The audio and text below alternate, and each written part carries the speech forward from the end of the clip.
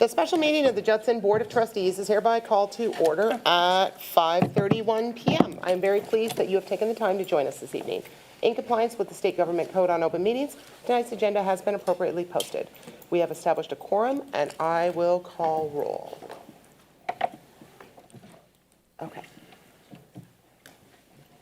You can mark yourself present if you have your clicker. Okay, we have 5 members present. Ms. Jones is running about 5 minutes late, so I'll mark her present when she arrives, and Mr. Macias is probably stuck in traffic on 78, so Do you want me to we will absent mark for him. Stephanie? Oh, he'll correct it afterwards. So, okay, do we have any public comment, Ms. Holmes? Nope, okay, no public comment. Then we are, since we have our attorney present, we're going to go into closed session right away and knock out a couple things in there. So the board will now adjourn into closed session pursuant to the following sections of the Texas Open Meetings Act.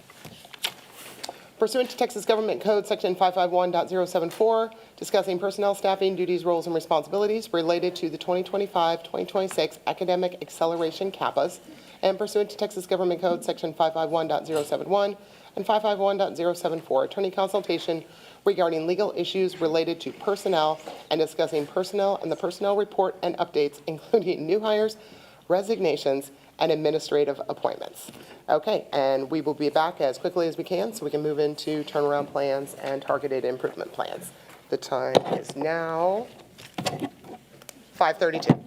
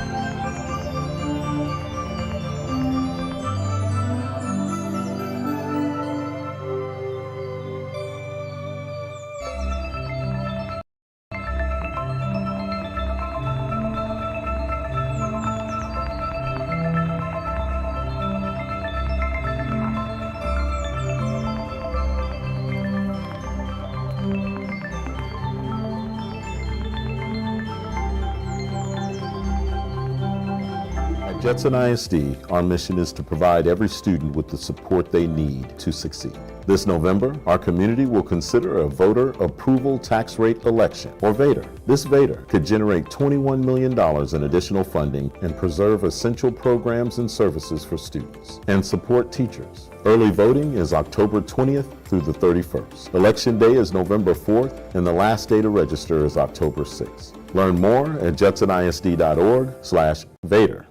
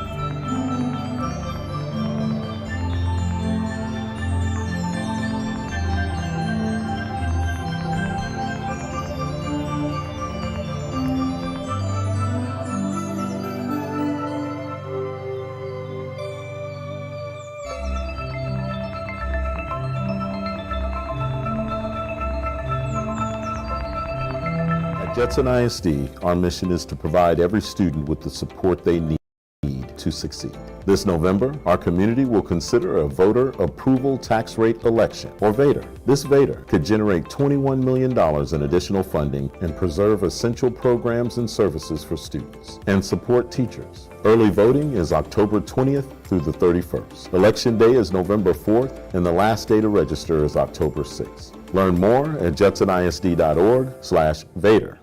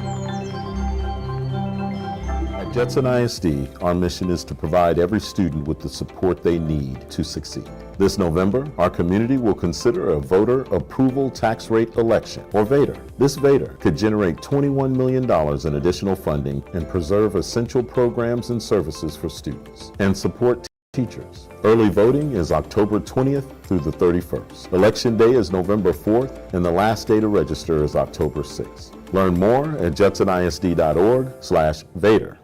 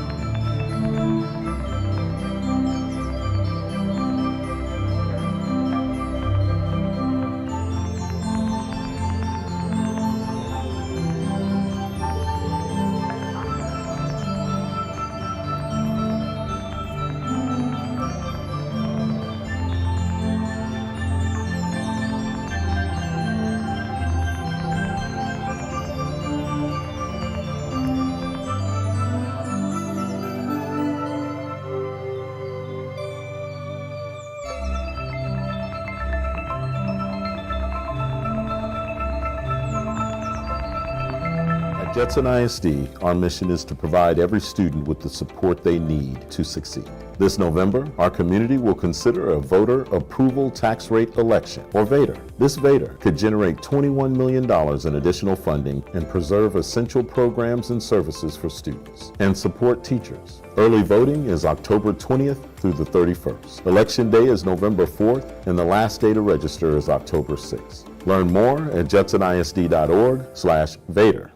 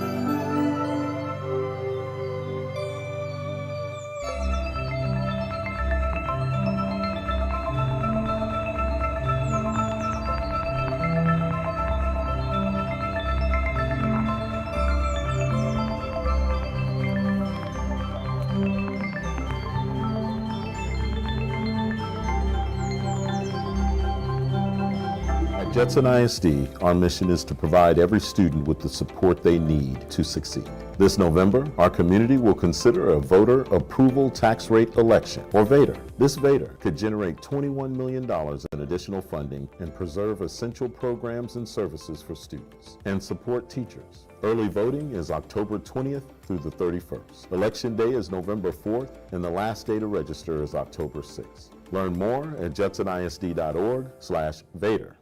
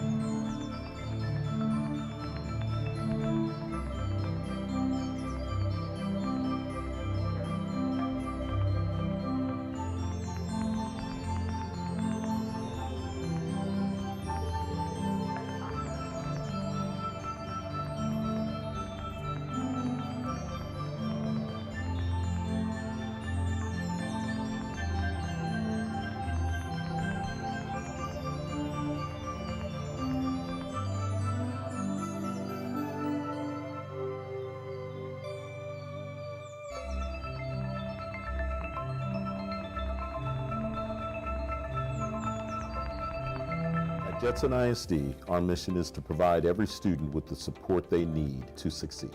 This November, our community will consider a voter approval tax rate election, or VATR. This VATR could generate $21 million in additional funding and preserve essential programs and services for students and support teachers. Early voting is October 20th through the 31st. Election day is November 4th, and the last day to register is October 6th. Learn more at jutsonisd.org/VATR.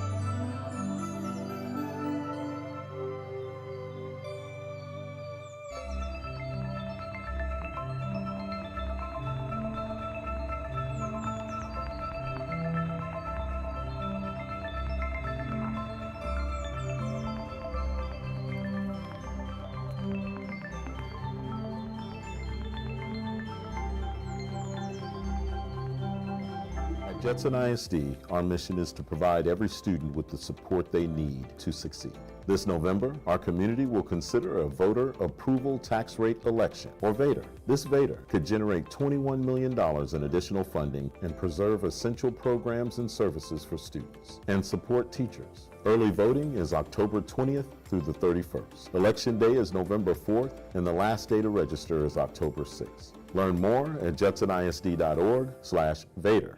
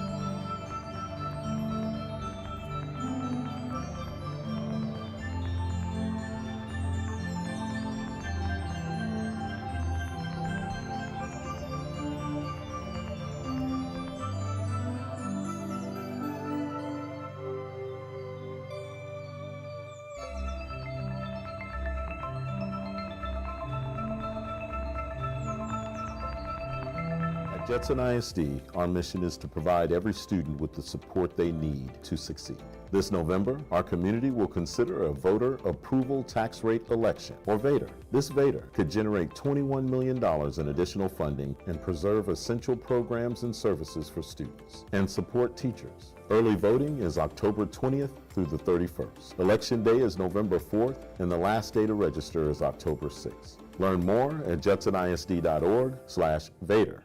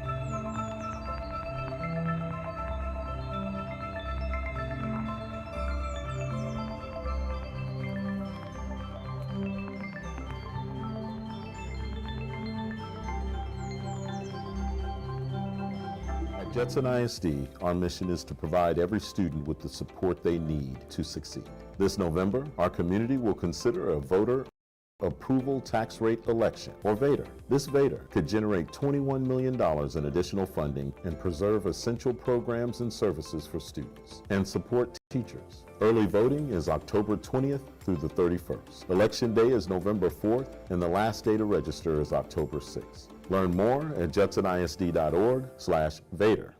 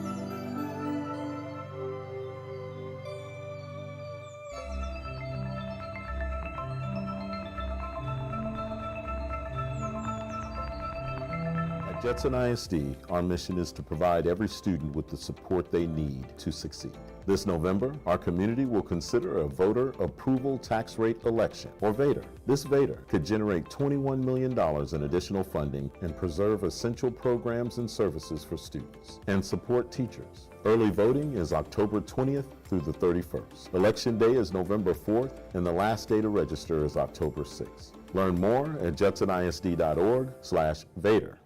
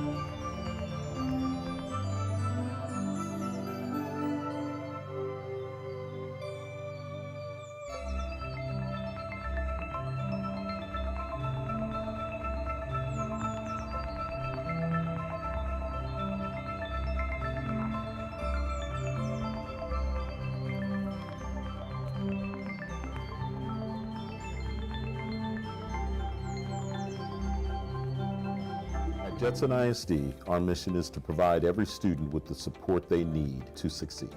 This November, our community will consider a voter approval tax rate election, or VATR. This VATR could generate $21 million in additional funding and preserve essential programs and services for students and support teachers.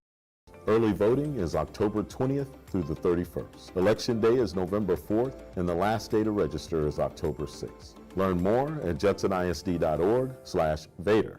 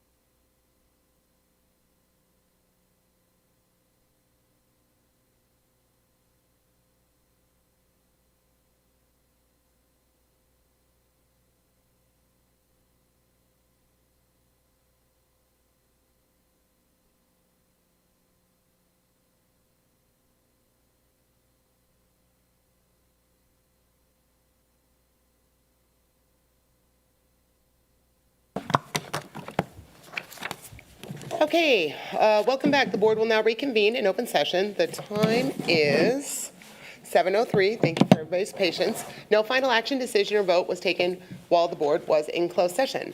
For the record, if we can mark that Mr. Macias and Ms. Jones arrived at 5:33 p.m. right as we were walking out into the closed session. No actions coming out of closed session either. We're going to knock out 5C real quick, which was a change to it says instructional calendar, but it was a moving of some board dates. Some were 3 weeks apart, some were 6 weeks apart, so we've adjusted those so we're more evenly spaced, about 4 weeks apart for the rest of the school year. So any questions on the changes to those 3 board meeting dates? Seeing none, then I move that we approve adjustments to the 25-26 instructional calendar. Second. All right, I have a motion by Ms. Ryan, a second by Ms. Potteet. If there's no discussion, you can go ahead and vote.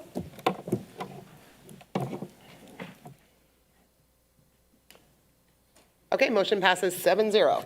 All right, now we're going to go back up on the agenda to 3A.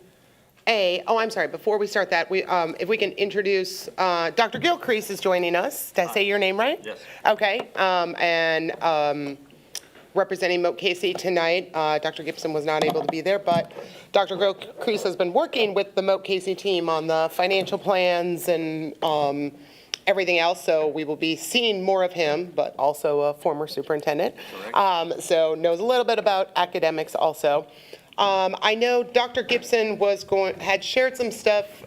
We had met in small groups to go over some of these plans over the last week, and one of the groups was able to meet with Dr. Gibson, and he had shared some information kind of on the state of education, right, and what you guys are seeing going on in terms of districts that are seeing their 3rd years of unacceptable ratings, 4th years, 5th years, and kind of what that means for districts and kind of putting that into perspective. What conservators are, what monitors are, what that means for boards and boards of managers and that kind of stuff. So he was going to talk about that tonight, so the other 4 board members who did not hear that could hear that also. But I know he said you and him talk about this very, very frequently. So would you mind sharing a little bit of that maybe the other 4 board members had not seen before we go into, because it kind of impacts the CAPAs and the turnaround plans?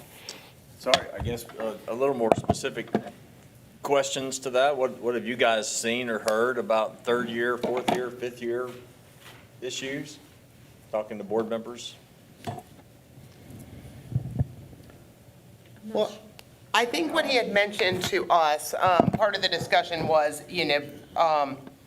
that in the law, the 5th year, you're getting a conservator and a board of managers, right? Yeah. The 5th year. You're getting a board of managers. Yes, and then what is going on in kind of the conservator pool right now with the recruiting of former superintendents right now and the building of the conservator pool, and what can happen at years 3 and 4. After year 3, if you got a notification from the agency through a letter, then what'll happen next is you have to issue your turnaround plan to the agency. And then they will call and set up a meeting with the district to have that, oh, I'm sorry. I used my coaching voice. Thank you, Rod. So Yeah, but his stuff doesn't pick up that necessarily. So then, at the end of that conversation with TEA, even at the end of the 3rd year, they have the option to implement some level of supervision within the district. That could be there's multiple options to them, up to and including a conservator at that point after the 3rd year, depending upon the quality of the turnaround plan that's submitted and then the conversations that happen after that. If you go into 4th or 5th year, I think the real change over the last 4 or 5 years is that from statutory change is that there's now multiple reasons why they can do this. It's not as clearly defined as it was in the past. And basically, the way I read it is basically if they feel like there's an issue, they can intervene. So. Yeah, I think that's what he had shared with us, not just academic. They're going to look at finances and board and kind of everything that's going on in your district also. And I think he was sharing just people are seeing a lot of advertising of conservator positions Yeah, it seems that out they're there, a recruiting, lot more right? recruiting all of a sudden, even though there were only 5 districts that had a 5-time F campus and that require a conservator, based on the most recent ratings. Yeah, those districts probably are going to be, at the end of 5 years, are probably going to end up with a board of managers at that Correct. point. Yes, so, and he had kind of talked to us about the timeline, because while ratings came out in August, right, on the internet, they are not finalized until December. So right now, some districts might be appealing their ratings and going on other things, so we're just, they're in this just kind of analysis phase, holding phase, building the bench phase. So no one's expecting to really see much of anything before probably January. December. There'll be decisions made by December. By December, yep, as soon as TA releases the official finalized results after all the appeal processes are done, so. Does other board members have questions or comments? I do. So obviously, this was, just for the community to understand, you met with 3, not you, but Dr. Gibson met with 3 board members, our executive team, right, to have this discussion. And just from my perspective, again, you weren't out there, so any of the officers that were there, how do we end up on the track of conservator and monitor? I guess I'm trying to just ask, is there a true danger that we're there? Because we obviously have plenty of time to have the turnaround plan implemented. I looked over it, and I'm feeling confident with the direction that we're going. So when you start talking monitor and conservator, we're on the brink, and I'm just trying to figure out academically why we were talking about it. Any feedback? Oh, from us? Because the way Dr. Gibson explained it is there's kind of a change in the breeze of the air, right? Everyone kind of thought they were safe. Well, nothing's happened the last 2 years because we didn't have ratings, right? And then COVID and everything else. And so I think the newspaper, as soon as ratings came out, immediately started talking about the 5-5-time districts, right? And so they thought those are the only people really in danger. Well, it's kind of, the winds now, and a lot of the chatter is it's probably not just going to be the 5-time districts that TEA is going to be looking at the 3s and 4s and determining if early intervention will stop districts from getting to 5, right? Like if we wait till 5, we fail kids.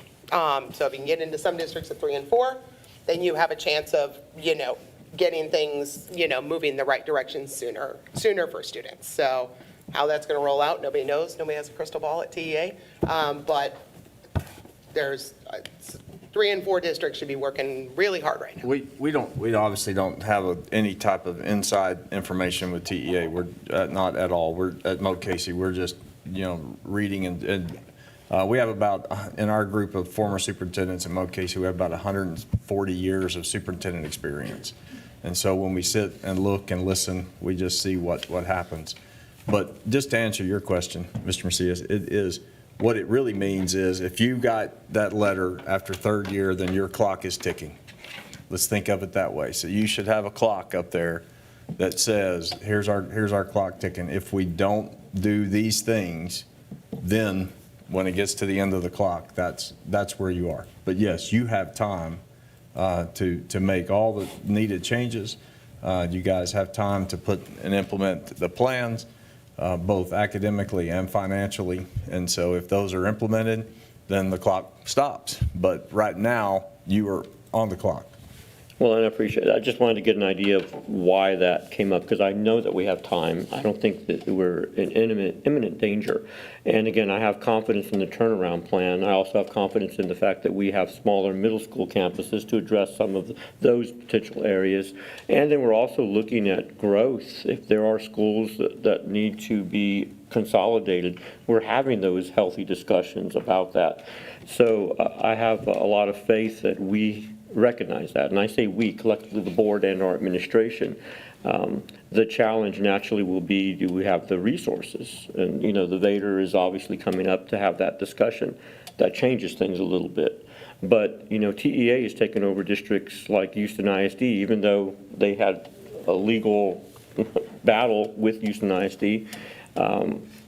I've seen TEA just almost just do it for any reason. They've opened up that window.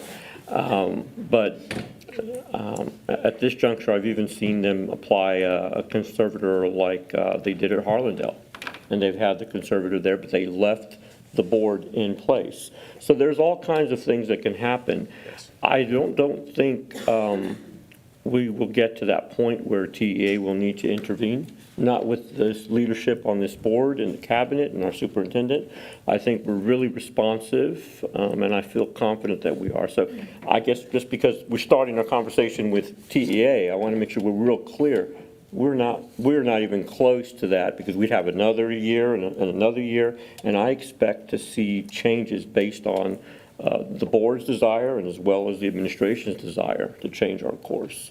It's halftime, put it that way. Well, yeah. It's halftime for your district, and so We're going in at halftime, we're gonna change the game plan. And just again, Northside received the same letter, Edgewood ISD received the same letter, Judson, what was the other district San before? Antonio. San Antonio ISD, all of which they all have to come up with turnaround plans and. Several districts Yeah, across the state. I mean, across the state. I'm just talking here locally, just for that understanding. All right, thank you. Yeah, I think the other thing, the timeline and the clock was the other thing you really talked about, because the fifth year STAR test will occur 17 months from right now, right? 18 months from right now. So in those 18 months, our kids are going to take the STAR test twice, and that will be our fifth year rating. So like, it's crunch time. I think it was what, if that's. Point of kind correction, accurate. no, it won't. And our plan is to bring the scores up at the end of the year. Once that happens, the clock resets. So it won't be a fifth year, it'll be first year. If you get to, all the campuses will get to a C? I'm saying our goal Oh. is to get all of our campuses in the turnaround to a C. Oh. If that's the case, then the clock starts over. Oh, correct, yes, I'm sorry. You were I have a giving the question written impression down that later of what we were 17 gonna months get to, from so now, now- everyone was going to be on their fifth. Correct. Sorry. My misstatement. I knew That's we have a why I lot said of growth point to of do. correction. And so I'm excited to hear that you see on the horizon for all those campuses. That was a question I was going to ask y'all when we got to those. Yes, So ma'am. That's exciting, super exciting to hear. So now then we're 6 months. Kids taking the STAR test, 6 months. So, okay, well, let's move forward with the Kappas. You had a chance to sit down with all 7 did. board members in the cabinet now, right? We did. And go over these individually, which I think was really productive. There were just some great conversations we were able to have and ask a lot of questions and things like that. So Yes, ma'am. now we can go about it as a team. And any final questions or discussions kids have, because then the hope is to approve these and pass them. So I'll turn it over to you. Thank you. The CAPRs are the corrective and preventative action plan.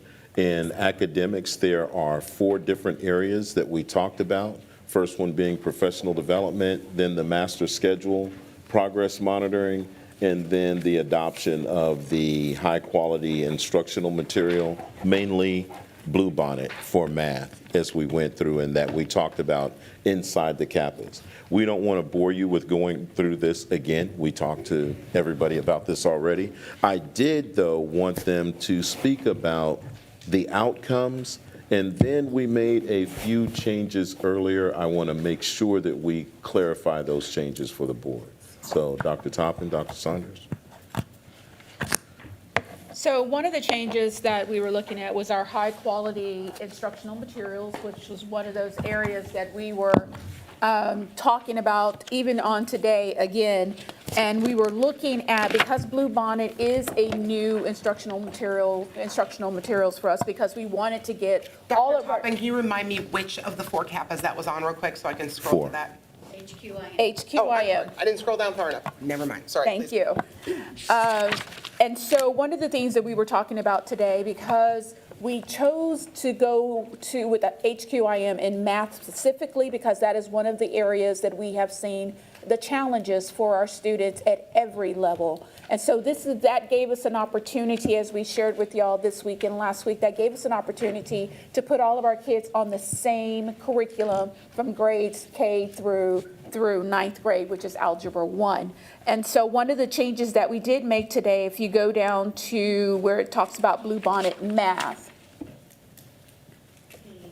page 2, on Bluebonnet, on HQIM, page 2, down at the bottom where we're talking about our outcome, it was by October 2025, 100% of Judson ISD teachers will have fully implemented Bluebonnet Learning Math. And so we went back and looked at our data again today and went back and talked we had walkthroughs this week with the coaches from Carnegie Learning. And one of the things that they did really emphasize to us in their feedback was about the fact that this was one of the few districts they have been in where they have seen Bluebonnet fully being implemented in every class, which means that every classroom they walked through, the only thing they saw was Bluebonnet.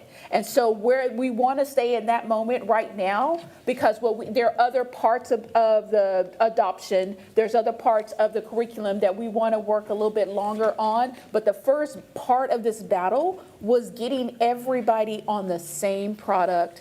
So it did not matter if you were at 5th grade at one campus, when you walked to the next campus, you were hearing the exact same thing. And so we were waiting for that feedback. So where we had it written, it was really talking about, do we have 100% of our teachers that have fully implemented Bluebonnet Learning in math, which means that we were not seeing any other products in our classrooms. Because one of the things that have come up, we talked about it with, I think your group, Ms. Poteet, was about the consistency from campus to campus. And so what we really wanted to make sure that we had that part done with the feedback, not only from our observations, but the feedback from the outside support that we're bringing in for Carnegie Math and from Great Minds, which is the elementary one. It's all Bluebonnet, but we're using 2 different companies for the 2 levels, elementary and secondary. Yes, ma'am. How are you feeling about teacher buy-in at this point? Because that's so important to have teachers on the same page and an agreement that this is good and we're all in with it. Because when we went to vote on Bluebonnet, there were some teachers that came forward saying, hey, we didn't agree to this, we weren't so sure about this. And so I'm wondering, have we moved past that? Are teachers comfortable? What's not more than comfortable? Are they happy with it? Yes, and with the feedback that we're getting right now, we have some pockets. We have some pockets that we're dealing with right now, that principals are dealing with, and they're really putting that when I talk about dealing with them, that means they're putting pen to paper, because we have adopted a curriculum. The expectation is that everyone is teaching the curriculum that the district has paid for and the district has adopted across the board. And so where the areas that we are seeing some of just, I guess, slow resistance to changing to this new math. They're doing Bluebonnet, but they're being vocal about the fact that they're not liking it. And so what's happening is that second piece that we have coming in, which is the second set of eyes, which is from Carnegie Learning and from Branching Minds, coming into our schools and actually staying there, doing observations, but staying afterwards with the teachers and sitting with them in their professional learning communities and talking things through, like, why are you struggling with this, and giving them some feedback and doing some model teaching when they're there. That has helped a lot of our teachers to get on board. And they're really excited about that piece, because one of the comments we had is that in times past we've adopted materials, but we hadn't done that professional development piece other than doing it in the beginning of the school year, but they didn't see those people ever again until the next summer. This year we were very deliberate about making sure that we put the PD throughout the year and supporting the teachers in the adoption of Bluebonnet materials. So to answer your question, Ms. Stanford, when we go through every classroom throughout the entire district, is it happening? No. 98% of the time it is, and there's a bunch of classrooms in our district. There are still some people who feel like their way is the best way, and we're starting to handle that administratively. In terms of are they happy, we need them to teach the curriculum as it's been adopted for the district. And we have enough people walking around doing walkthroughs to ensure that that's happening. I just don't want to give the board the impression that everybody's yelling yay and doing it, because the pushback was real. But they do understand this is the way that we're going to move forward.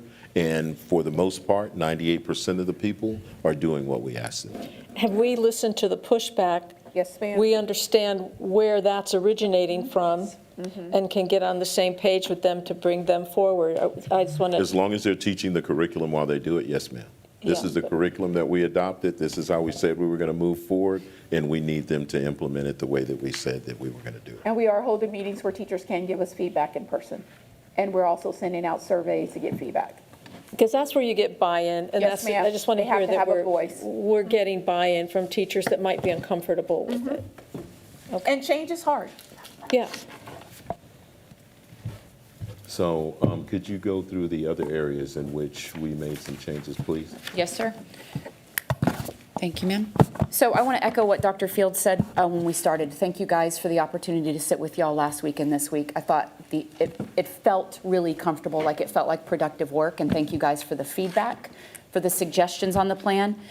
We did make a change to progress monitoring, so if you guys will turn to the progress monitoring CAPA, and specifically page 3.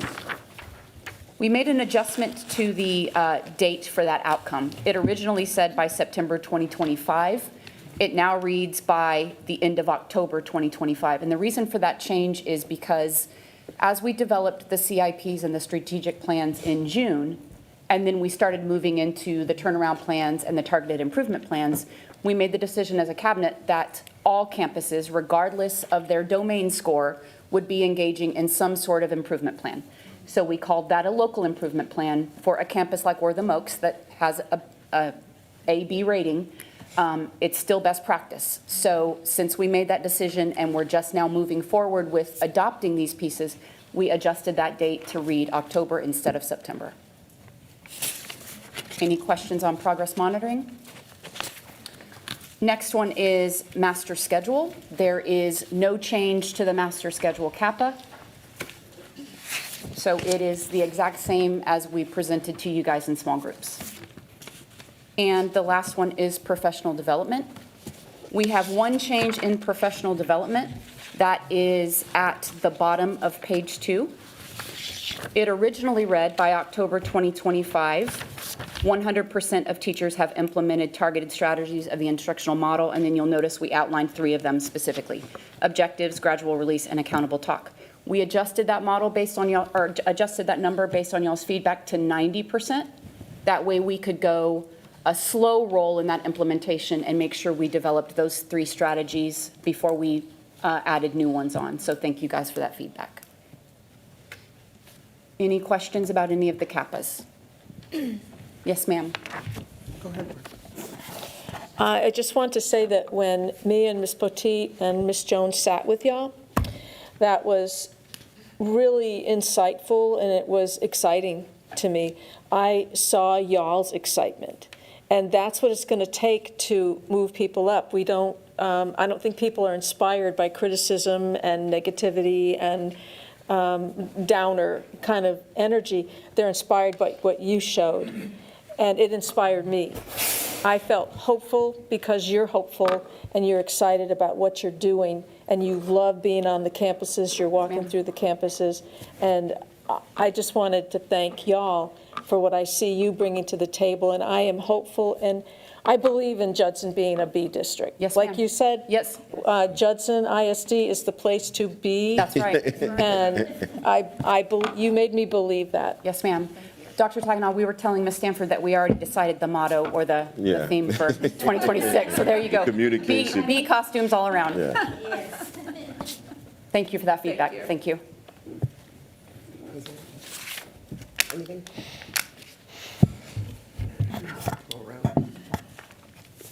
Thank you, Ms. Ryan. Actually, just the focus on the accountability is going to be critical. I'm sitting here and obviously listening to our direction and so forth, and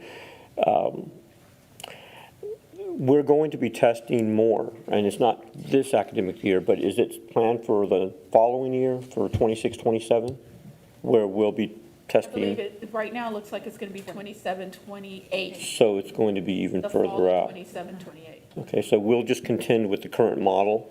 And I guess the question that's not directly related, but it's again related to classroom success, and that's getting our students to grade level. And we've talked about that implementation, not only in elementary, but in secondary, which is middle school and so forth.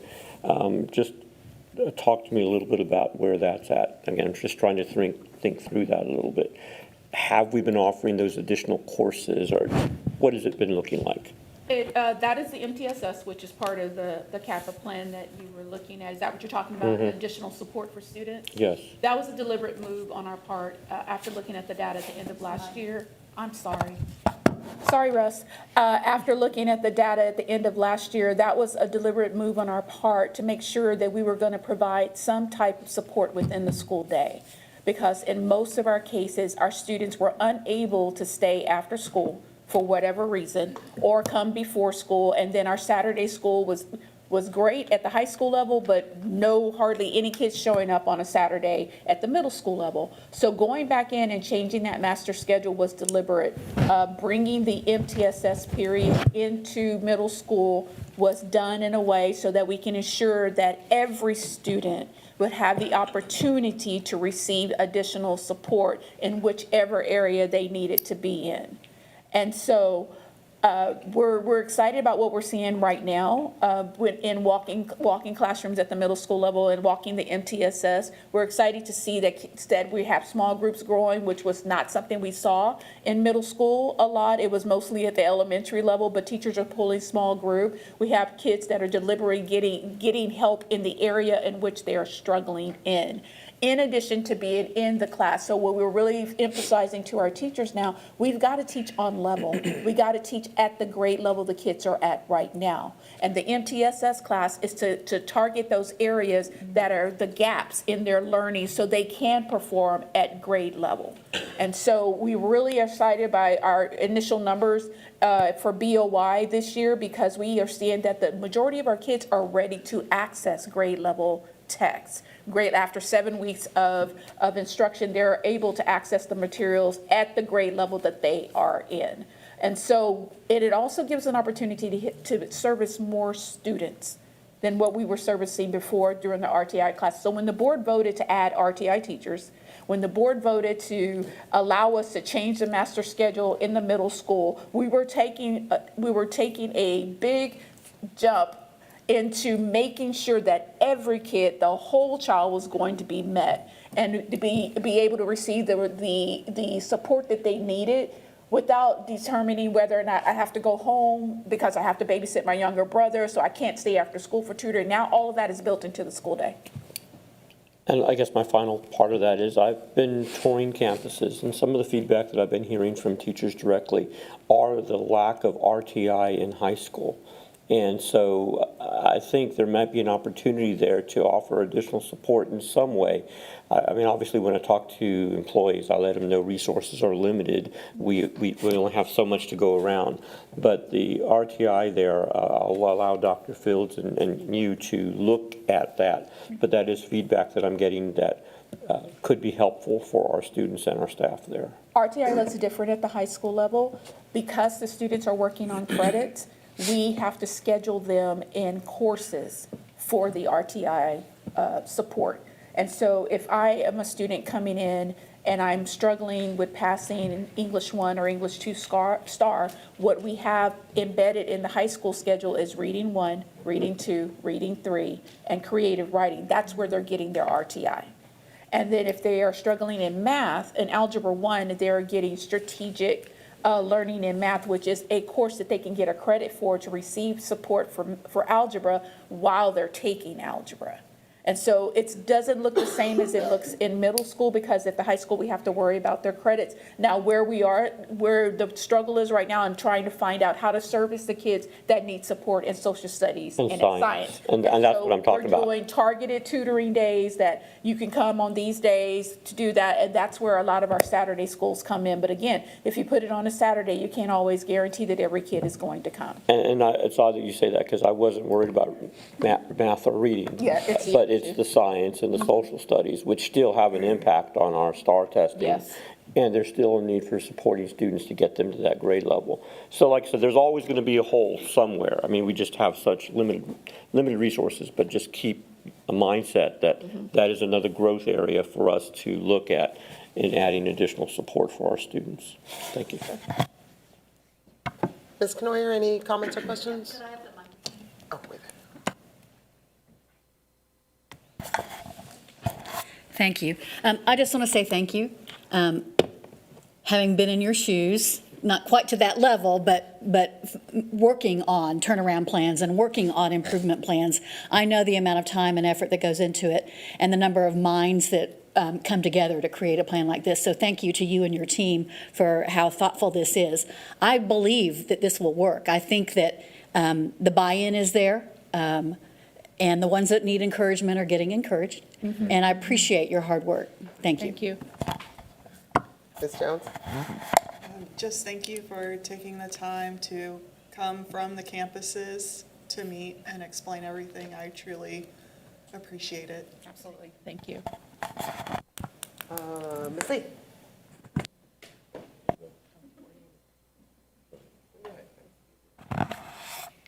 Yeah, I just want to thank you also, Dr. Tappan and Dr. Sanders, and of course, the whole team of bringing, the Kappa, because especially that positive energy is what I love. So the plan for each one, when you guys really discuss, it's really something that I really learned a lot, and I hope, when we continue, I prefer it like that. To be honest, I prefer it like that because I don't know, because some one-on-one, I guess I have a different, when it comes to learning, but kind of maybe on that kid. But I really appreciate, I had a great time, about the campus. So I know that going forward that we just have to look on the positive side that we will be successful. So, yes. Thank you. Mrs. Poteet? Am I supposed to hold this? No, you want- I just wanted to say I do appreciate you guys taking the time out. I managed to catch 2 of these meetings just to get it, I guess, 2 different. RTI? Yeah. Hey, I'll take everything I can get. And I think I said this in one of them, I can't remember which one. This sounds like it boils down to consistency among the campuses and accountability and structure. And personally, I believe that's exactly what the students need. Kids need structure. They need to have that in place so they can succeed. They have to know what they're going to do from day to day. I know that's how my kids operate, and that's how they do their best work. And I'm excited to see this being implemented, specifically, again, that consistency across the campuses and the accountability if we're seeing some issues. So again, thank you so much for all of the time that you guys spent on this, and I am looking forward to seeing some positive changes. Thank you.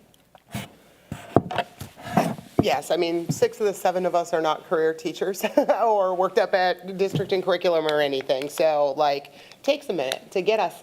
And we have lots of questions and we want to learn. Everyone on this board is hungry to learn what you do because we love the magic that's happening, right? So for you guys to take this many sessions to really sit down with each of us and answer those questions was just, I think, you heard across the room, invaluable to be able to do that and for us to laugh and giggle a little bit and get to know each other as people too and form this team of 15. But there were a few comments because obviously we were off camera that I did have. And these are things we brought up in our session, which is there's a lot of focus on the actions on adults in the CAPAs.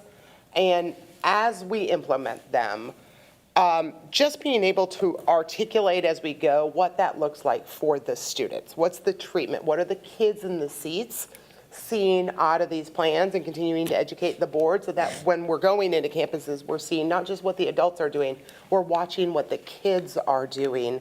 And we see some of that in the GRM and that kind of thing too. So continuing to educate us on what's happening with the kids will be great. A lot of the measures we have in here are measures of performance. Are we doing what we said we were going to do? There's some measures of effectiveness in here, but as we go through there, helping educate the board on what we should expect to see. We talked about that principals dashboard that you guys created, and I love that. Tons of data on there. We do that at districts, see them. So that's a great way for us to get the data. Now you're going to have to teach us how to read the data, right? Like, what is a red flag? If I see Unit 3 assessment going on across the district, that's a flag of something, and educate us. Hey, this is what's going on. This is what we need to do. I need more resources. I need this.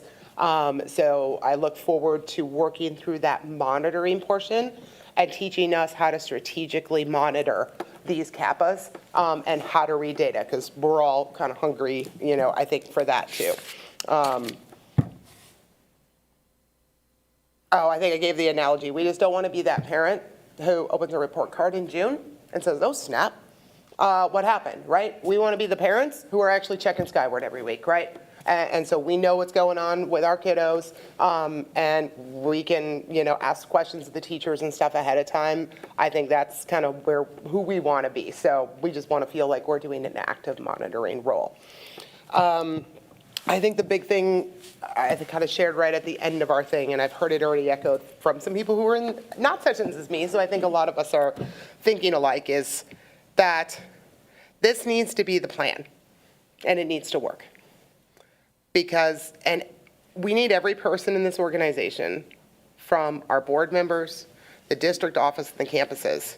We've got to be all in, and we all have to believe that this is going to be what's going to turn it around for Judson. And every person needs to be committed and be present in this plan. Our board needs to be on campuses. People need to see us there learning and observing what they're doing, but also encouraging them to be able to do what they need to do. The district staff needs to be on campuses doing that same thing. Principals and trainers have to be in classrooms with the students and the teachers. So in the end, those students and teachers feel that they are 100% supported, and they feel that they 100% can also do it, because we're in there with them every single day as one team working for this. So, and I hope people watch this board meeting, because if you're not in this, then maybe this isn't the right place for you, because this is the plan. This is what we're going to do, and we're all going to do it together.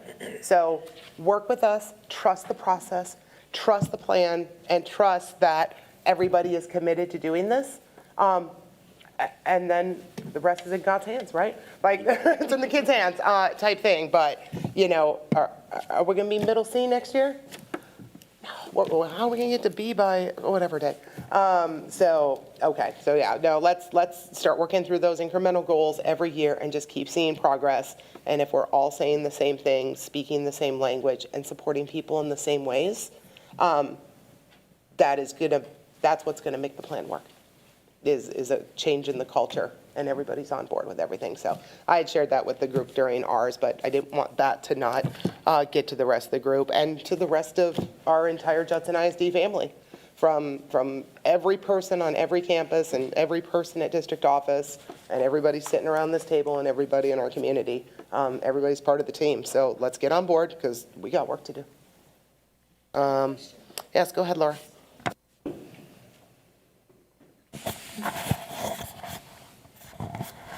So I briefly saw the dashboard that y'all have been excitingly creating, right, to help you do an overview, putting it together.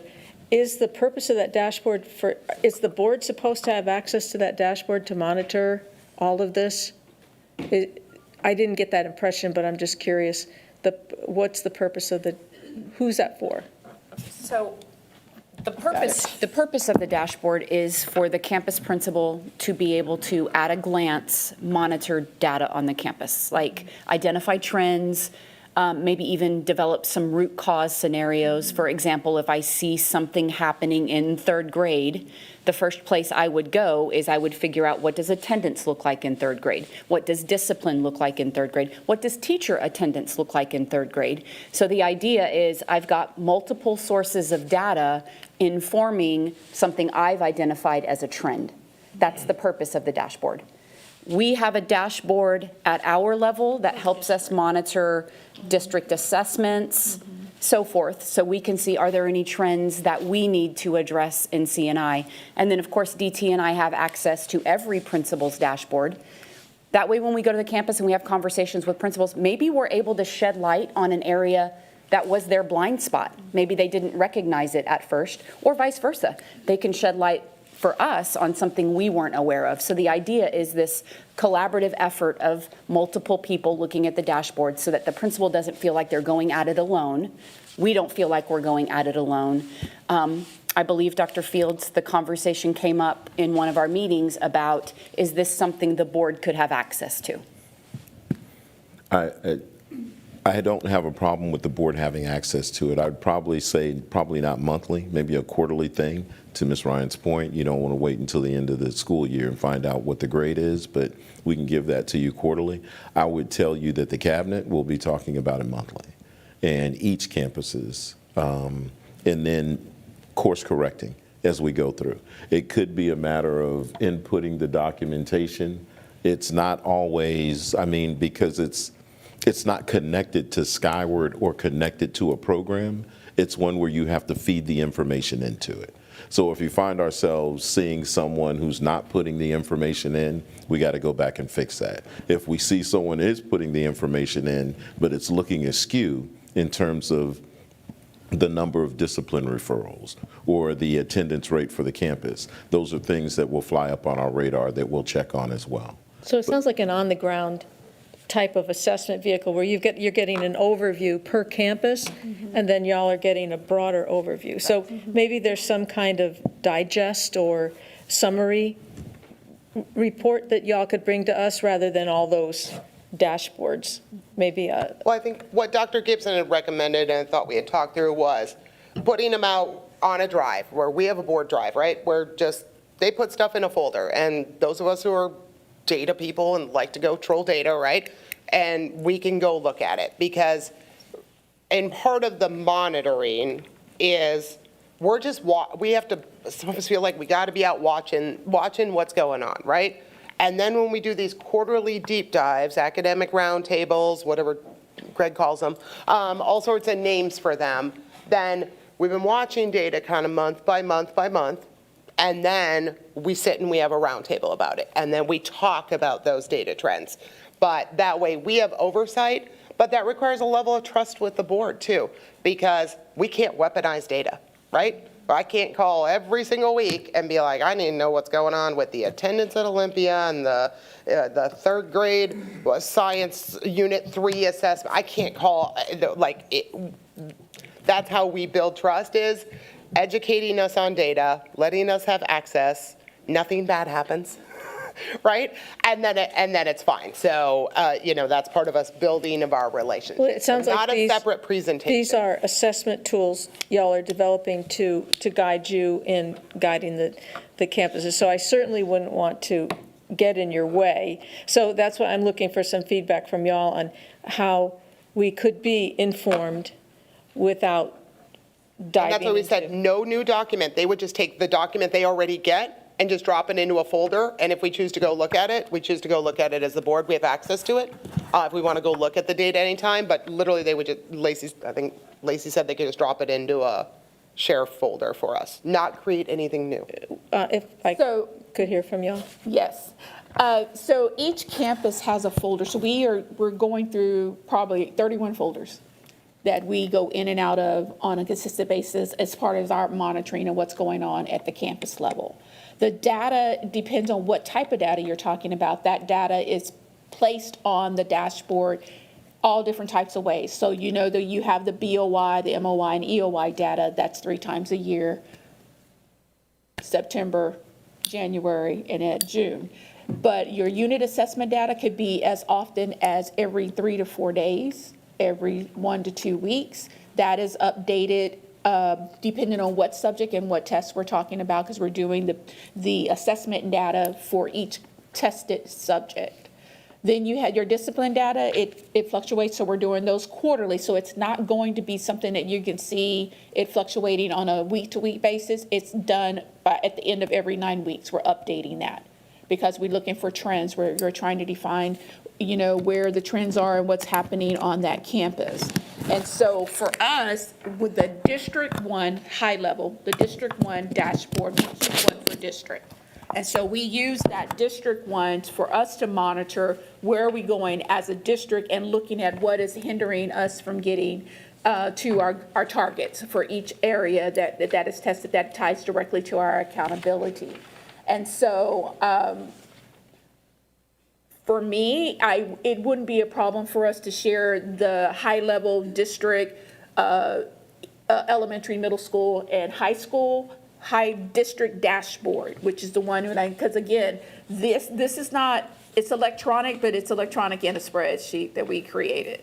It is not something that we're pulling from different systems. It's not there yet. And so we have to go into several different systems, and so does the principals, to go to several different systems and put everything all in one spot, because you have to do Skyward, on Data Suite, those different types of things. And so if we're tracking, and I know the scorecard is now gone, am I right? No, Well, it's on pause, thank you, I'm sorry. It's on pause, but I still know that we are being monitored by our goals for academics. And so if y'all are monitoring, if the board goals for academics is what we're doing on the scorecard, then you're monitoring from your, tied in conjunction with your board goals that were set on that scorecard. Am I making sense? Yeah, yes, ma'am. So, Ms. Stanford, to your question, there is sensitive data on a principal's dashboard. I'm just going to be very open and honest with you. The dashboard that we created and gave to them was the non-negotiable, this is your dashboard. We have had several principals who have now added additional tabs on there that has sensitive employee information in there. What I mean by that is it's got information about documentation for employees. It's got information about students who may be experiencing discipline or attendance issues. It's got information on there about next steps with employees. That is the only thing that gives me pause, is that we're asking principals to have their data housed in one place for, as we said earlier, for consistency, structure, and accountability. We would be remiss if we then asked a principal to create a separate spreadsheet where they track T-test information or documentation information, like whatever that might be. We need to make a system that works effectively for the principal. So several of them have taken this document and added in addition to. Data is very personal. And when we start talking about like employee information, I think that's where it gets a little bit scary. We will, as Dr. Fields often says, we work at the will and pleasure of the board. We will do whatever the board decides. Is an executive summary for each campus's dashboard, is that appropriate? Absolutely, because we can identify the trends for you. Whereas if you're looking at just naked numbers, you may not be able to interpret those. So I think there's a little give and take there.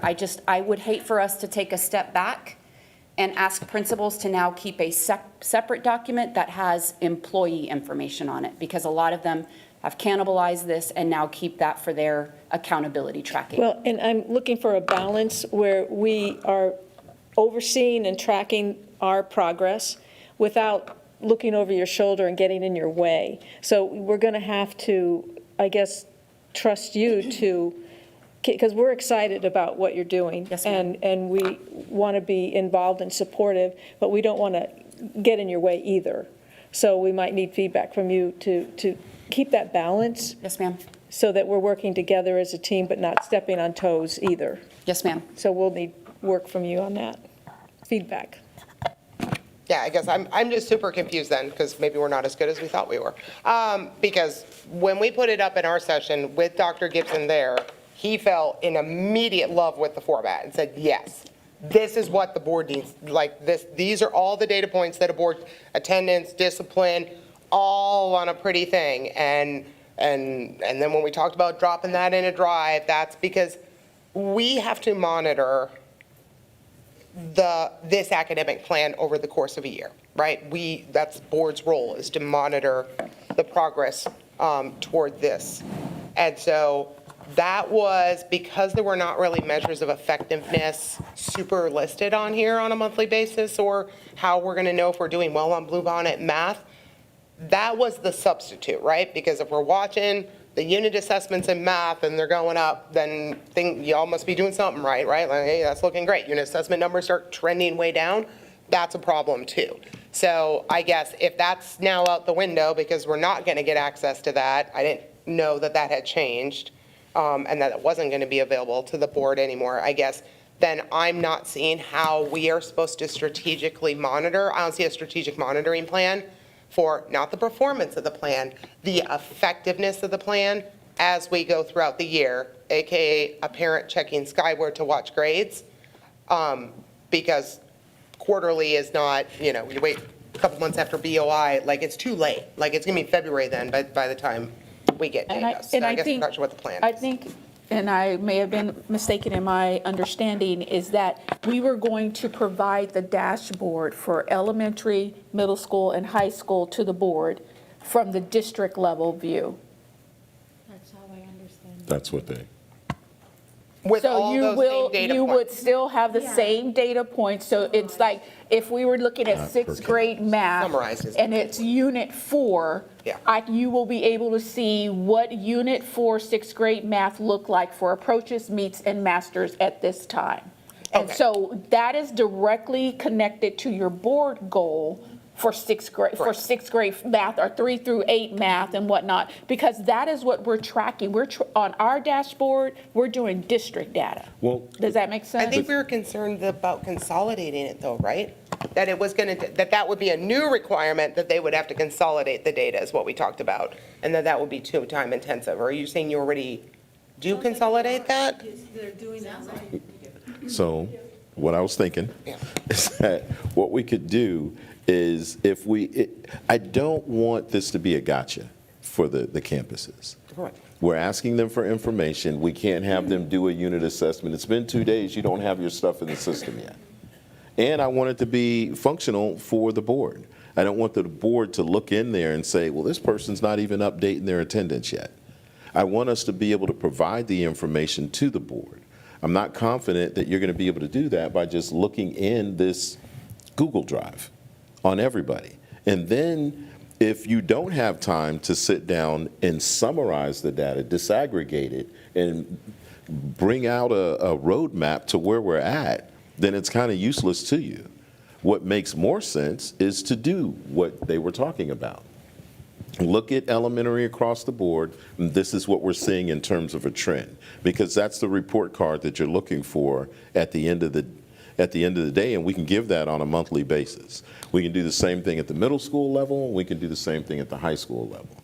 If the board's saying that they want to disaggregate the data on their own and determine what the trends are and just be able to view all of that, we can do that, but we can't even assure you that you're going to have the accurate numbers when we get ready to create that model if we haven't gone back and said, hey, we're getting ready to do this, principals, make sure all the information's in there by this date. And I think we have also made a commitment that there's some data, like our unit assessment data, we get data every week on unit assessments. That is something we can put in the Friday notes to the board, that this week, looking into trends, right now, we're seeing this trend in sixth grade, we're seeing this trend in third grade math, third grade reading. We do blurbs for the Friday notes to the board, we do blurbs for the notes to the Friday memo to the staff.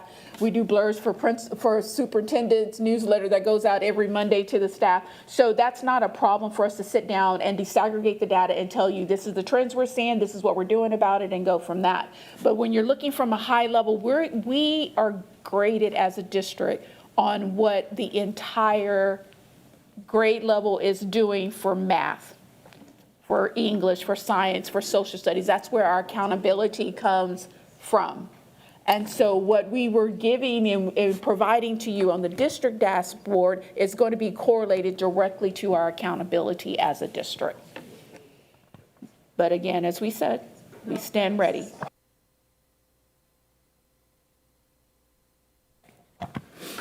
Sorry, my concern, sorry, we're having a little side conversation, but I'll say it out loud type thing, is that boards are not held accountable for the entire district. They are held accountable for campuses. And when we get TA letters, that's why we have turnaround plans. That's not because of a district overall score. We get a letter from the deputy commissioner because of a specific campus. And so that's why we're doing 4 turnaround plans and multiple targeted improvement plans, is because of campus level performance. And that goes to the school board, not just to the superintendent. And that's how we get held accountable, right? Board of managers are appointed if a single school in your district gets a 5-time F. I lose my job. I won't be sitting here. We won't be sitting here making decisions for our kids. Somebody from outside the district will. So when we get concerned at a certain level, people need to own their data, good, bad, and otherwise. And everyone on the team has to own the data, and don't be afraid of the data. because we're all just trying to help. And so if boards are going to be held in the state of Texas accountable down to the campus level, it's very hard when that information is super aggregated on a quarterly basis. And not every board member's got time to read all of that stuff. But again, are the campuses in this, are they turning it in and verifying it's updated by the last day of the month, the first day of the month? Like, is there any deadline, or it's only a live document? I'm sorry, Dr. Fields. All of the things that are on there can be updated at different times. Some campuses will give assessments at one time, other campuses will give assessments at another time. I just don't want someone to look inside of the document and say, well, the students over at Cibolo Creek took the test on this date. Well, we still haven't given it yet.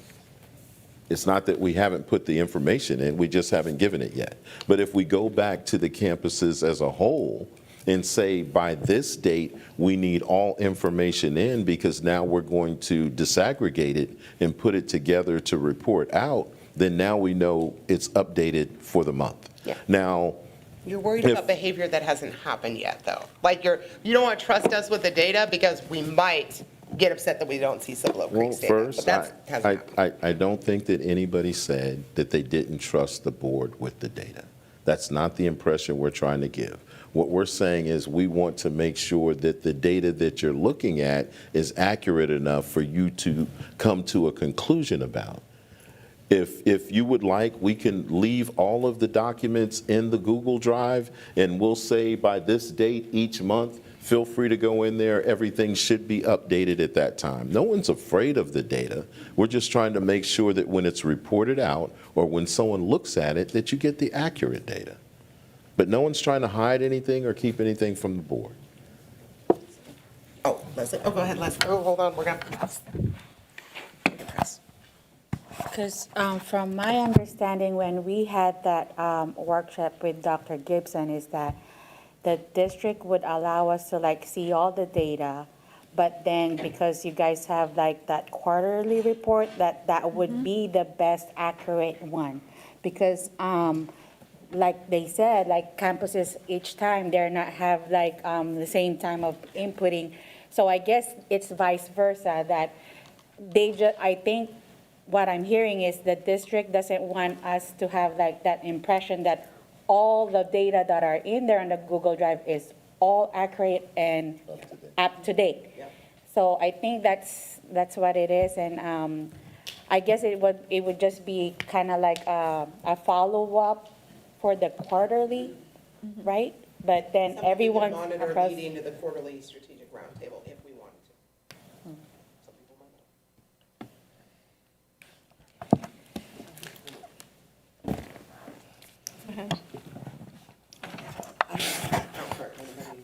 not.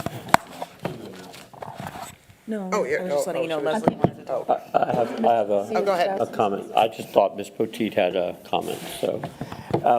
Again, let's just take a step back. The information quarterly, I think, is appropriate. I think obviously we need to be able to evaluate data, but I would say that most crucial time for that evaluation is when we have our budget discussions, so that we're tying in our budgetary support for either personnel or for programming or, and such. And obviously, as district representatives, we look at our district as well.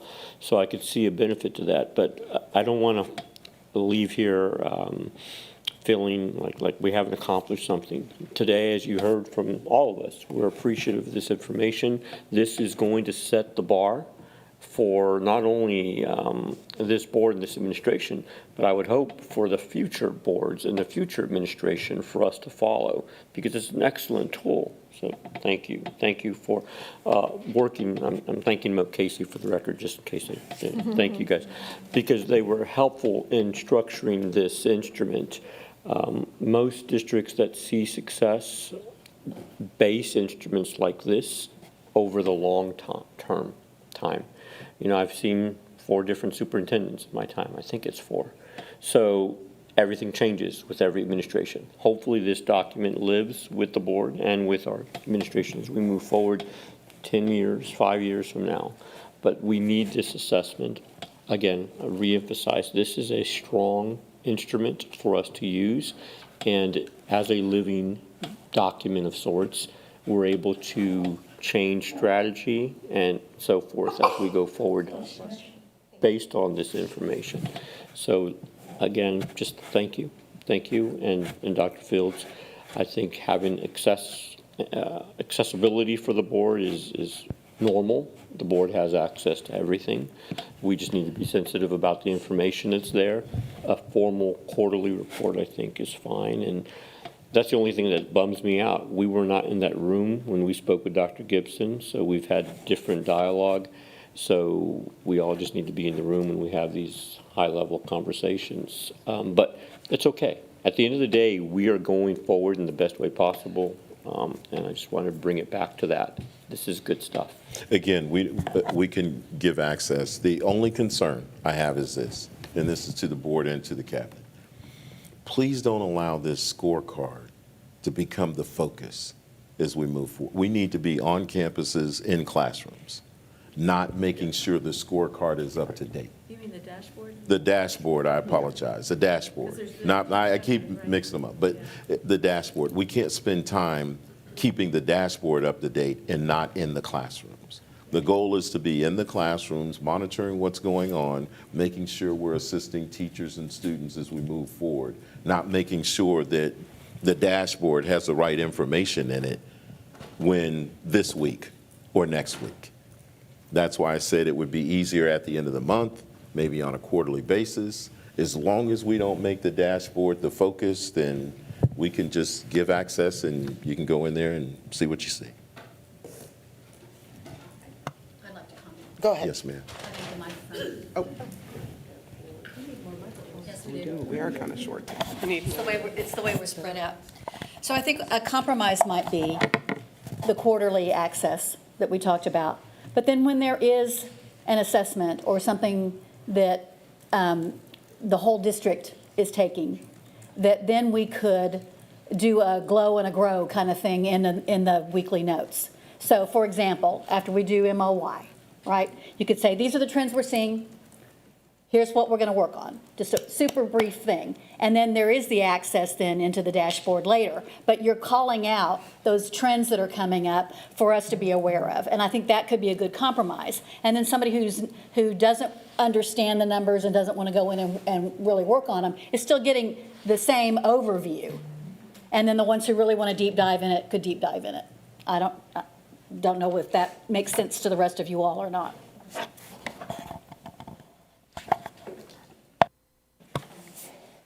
Well, I think, like, again, we've built some great relationships in the courses of these meetings, and we're all very unique board members, and sometimes we're going to just work on some one-on-one adjustment stuff, right, type thing. So I think these are conversations that can continue, right, maybe some of the tweaks, and, so all of us are comfortable, because we all have different levels of comfort, because we're 7 very unique people and 15 very unique people. So Dr. Gibson, recommendation and what we had approved was we want to approve this, adopt this as a board. And so I know for me, I'd like to do a little more discussion and tweaking one-on-one with you guys, just so I'm good, but this is, good for me. You think that we need to do more discussion before we can approve the calendar? No, I'm saying no. The conversations are going to continue forever, Got it. right? Oh, yeah. And because of the relationships, I think a lot of us built during those one-on-one, 2-on, 3, however many people in the meetings, that we will continue to work through how we do this, just as parts of the team of 15. We'll be fine. I think as it is. But we have this- enough information. Correct. Yes, I'm sorry. if Yes, I wasn't ma'am. clear on that. Just So, trying to be clear. any other discussion before I make a motion? Oh, Ms. Hagan? Just one comment or clarification. I think that the dashboard, I believe the dashboard information and the data on it is really great and a great overview because all that data is in different places, right? So here it is all in one. But I thought I heard you say that principals also take the liberty to add additional pieces of information to include documentation on specific teachers, disciplinary, specific information on students, that I would just have a concern that in a Google Drive of that type of I haven't seen it. I don't know how explicit it is, how detailed it is for maybe a student situation or such. That would be my concern, that kind of information is in there all the time. So I'm not sure. It's probably true overall of that dashboard, maybe some agreements on y'all's processes of where that data goes, because that may not be the best place for employee or student data. Well, when it was being shared with just them in a Right. Google Drive, it was a perfect place. Yeah. But if we're going to open it up and you really don't have a need to know about that situation right at that point, then to their points, we'd have to ask them to create a different document for that. Or you do a save as without all the additional, right? Because you said they're It's not in our backups. Google Drive, it's in our OneDrive. That is how we're sharing it with the principals. That's where we have it housed in our OneDrive, and only certain people have access to it. The principals only have access to their Theirs, folder. right. They cannot see anybody else's folder. Well, we did that deliberately because we did not want them looking at data from other campuses, because we'll talk about that in our data meetings. You can share your data with your colleagues. So we don't use Google for things like that because we don't consider Google really safe. So we do use our OneDrive for that, and we specialize who has access to that, which is why when we were having this conversation, we were going to have to build a drive for the board only to have access to. And build a document. And build a document for the board only to have access to.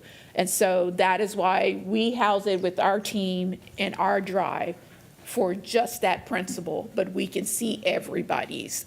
We can see it, they can't see each other's.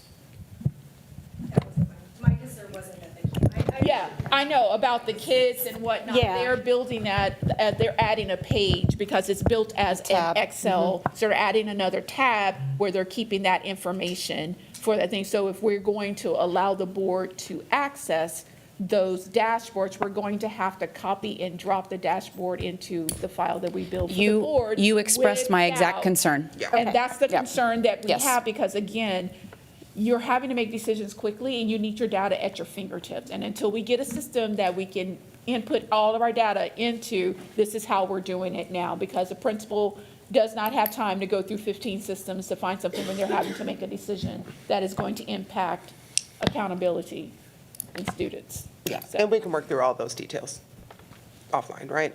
Definitely. We'll figure out something that's not the least time intensive, but still gets us somewhere and makes everybody happy in some way, shape, or form. Again, this is a living document too, right? Like, this isn't like frame it and hang it on the wall. Like, this thing's gonna grow with us, over the year and monitor it. So I would like to make a motion that we approve the 25-26 academic acceleration CAPAs. Second. Okay. A motion by Ms. Ryan and quickly beat by Mr. Macias. So close, Ms. Stanford. I don't mind co-sharing. Any further discussion before we proceed to vote on those? All right, you can go ahead and cast your vote then. All right, motion passes 7-0. Thank you. And let's move forward and continue doing amazing things. So quickly, we're going to go through the turnaround plans. And again, this is just a presentation of the turnaround plan. Do we have a PowerPoint that we can put up on this, or do we work just from the printed copy? Only for the people at home that may be watching. And we have Denise Orozco, who is our district coordinator of school improvement. And there's going to be several voices that you hear as we go through this tonight, from Denise to Ms. Davis to Dr. Saunders to Dr. Toppin to even Dr. Taganoff, when we talk about what we're doing in these turnaround plans. What I wanted to do is, what we wanted to do, I apologize, is as a cabinet, we wanted to present this in a way where we're not going through all of Kirby, going through all of Metzger, going through all of Park Village or Masters, but we're talking about what we're doing in each one of those campuses as we move through. And then we would just open it up to any questions that you may have. But keep in mind that this is just a presentation. This is not required to be voted on by the board until the 21st of November. It used to be the 14th. The state pushed that date back. So now we have essentially 2 board meetings and that we would go through before they're required to be turned in. We're pacing ourselves for the 16th because we originally thought we'd have to have it done by then. So we posted the 30 days and all the other stuff in advance. But we have some grace period in there.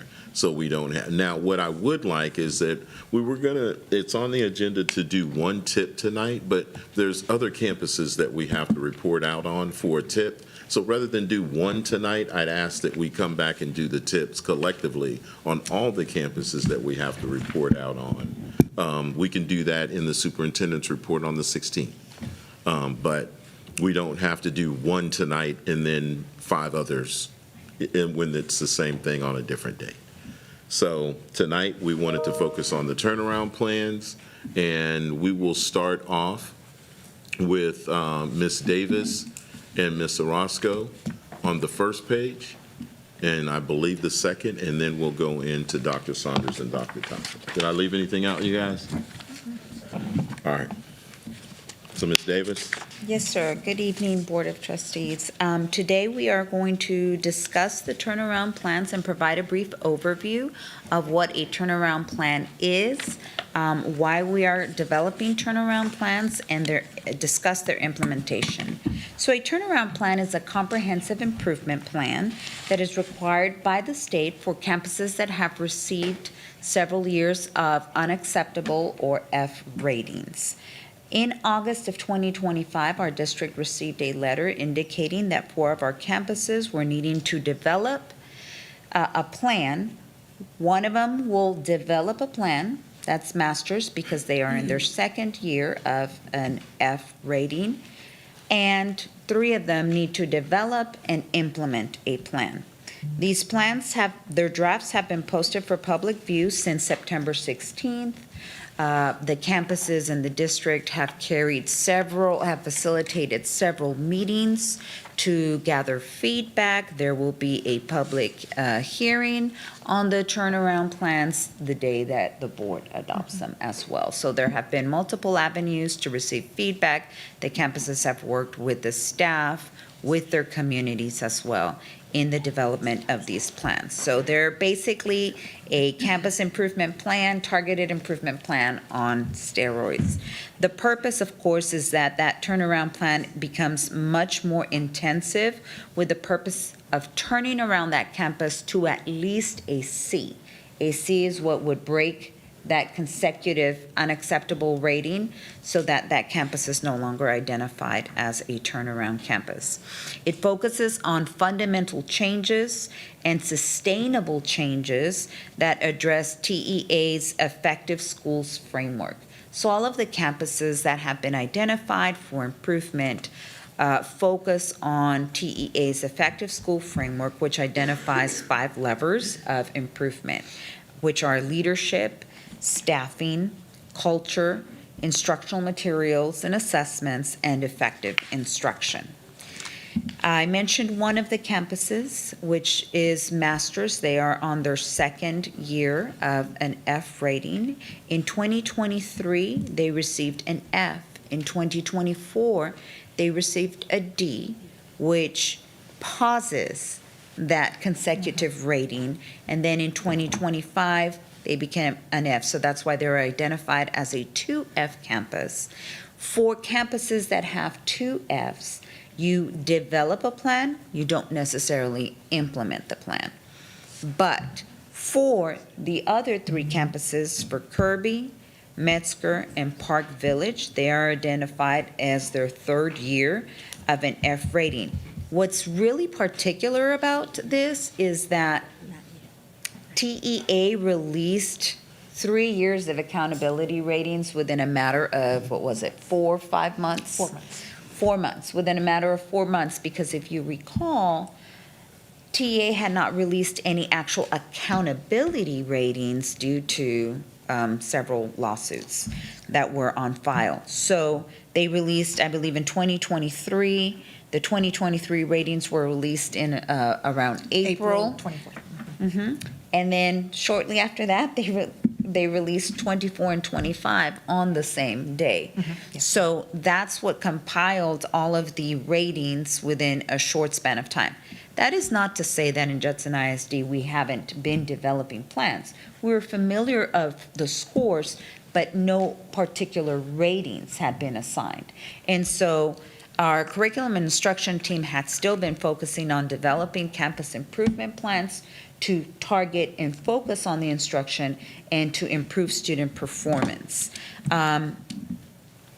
Is there anything else that you'd like to add to this? The asterisk? The asterisk, yes. So the methodology that the state uses to calculate the scores, there is a rule called a 3F rule. So there are 4 scores that we get within the accountability system. If 3 out of those 4 scores are an F, even if you score within the D range, you are automatically placed at a 59.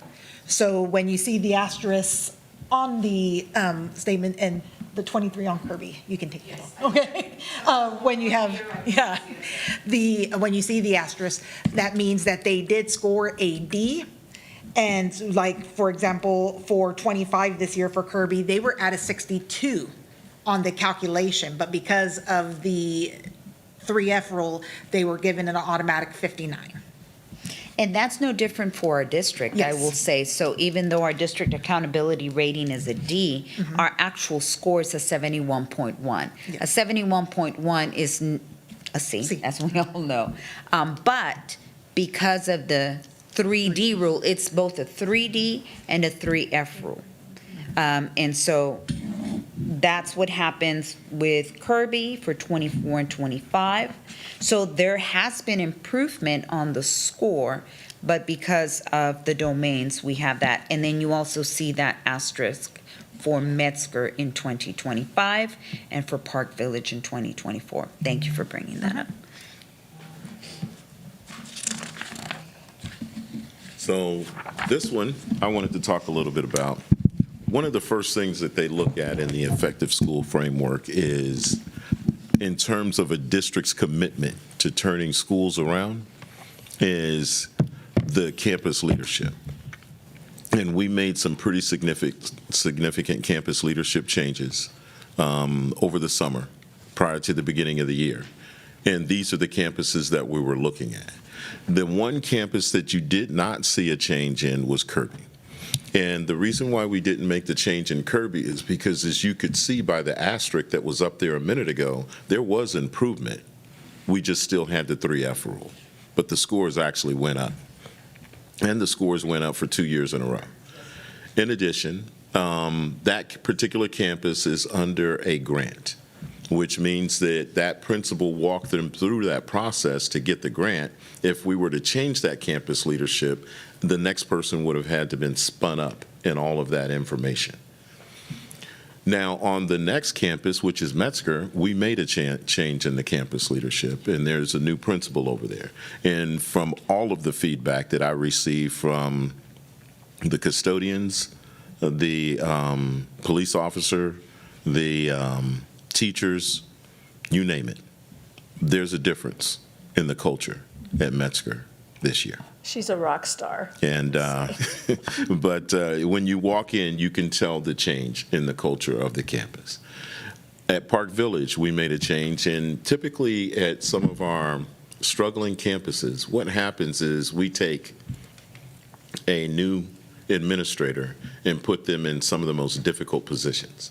So this was an opportunity to take an experienced principal and put them over at Park Village to see if we could affect a change. And from the feedback that I'm getting from Dr. Saunders, that we're seeing improvement there as well. Now, the last one, Masters, this is the definition of the effective school framework's approach towards bringing up scores.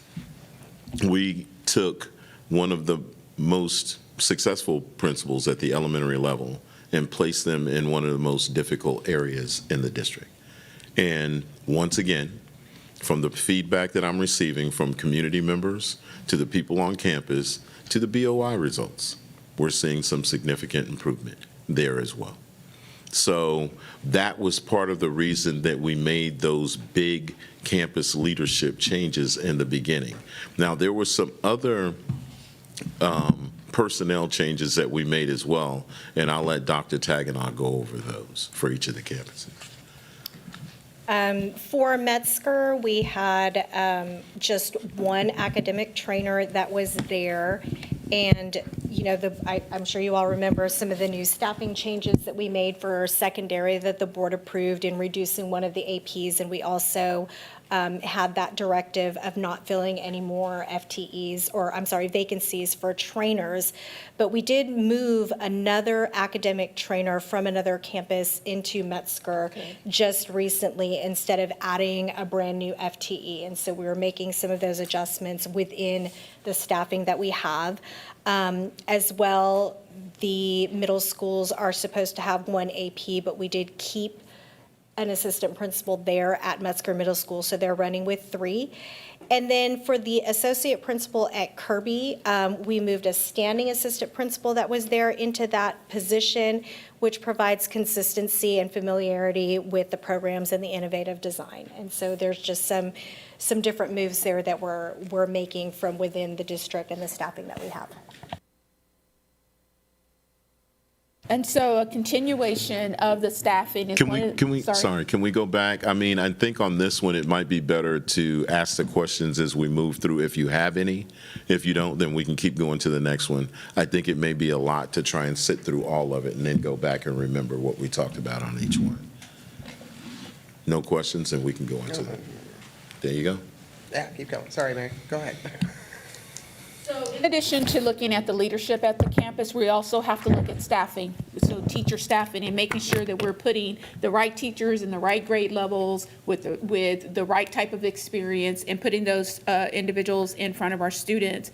And then not only putting them in the right place, but also retaining them from year to year. Because in some of the turnaround campuses, and some of the data that we're looking at is that you've had a revolving door of teachers, and that lack of consistency in your instructional staff does lead to being able to build the pipeline of kids getting consistent instruction from teachers that are staying there from one year to the next. And so one of the things we led our principals through in June as soon as the school year ended, we sat down and looked at all of their data, your T-test data, we looked at your teacher certifications, we looked at which teachers on your campuses, with the help of Denise, which teachers on your campuses were our high-performing teachers for STAR, and then started making moves within their staff in their master schedule. So we're moving teachers to where they were most needed within the campuses if we could, and if we could switch you from one campus to another, we were able to do that also. We started that process in June,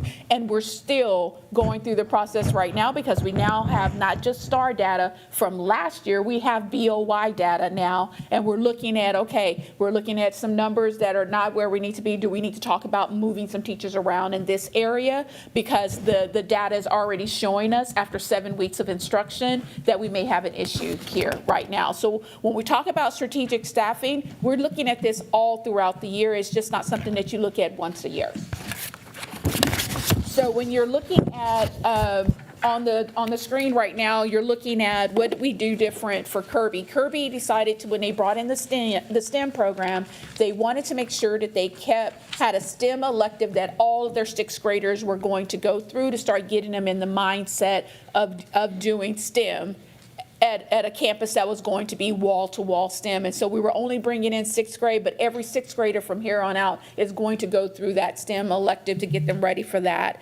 And this was Kirby's second year in their master schedule design. So when you're looking at Kirby's data and you're talking about the difference in what's happening and what's changing in their data, they went through a planning year in '24 to get ready to launch this group of kiddos in 24-25. So 23-24 was their planning year. Then they implemented the new master schedule design after their planning year for 24-25. And this will be year 2 that they've been in there. So this year's current 7th graders we're watching really closely because they're the group that will have been in this plan, this master schedule design that they put together with their block scheduling at Kirby. This will be year 2 for that.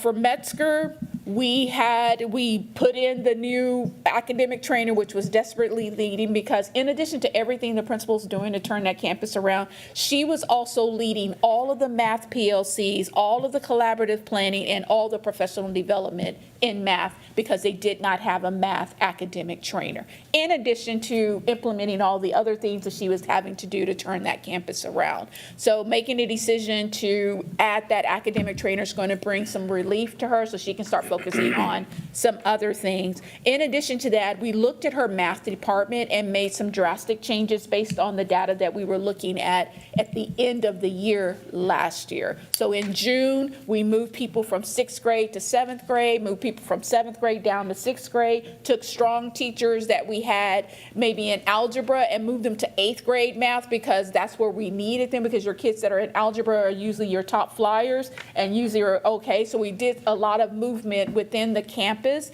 to make sure that we put the right teacher in the right grade level for the need that we had in math. Can you speak to the focus on moving the 6th to 7th and 8th to 7th, and some in the 7th to 6th and some in the 7th to 8th? Our area of concern is specifically at the district level was 7th grade, across the district. At Metzger, it was of more concern. So we really had to look at who did we have in 7th grade, who do we have in 6th grade, who do we have in 8th grade, and who can we move that will bolster that 7th grade group.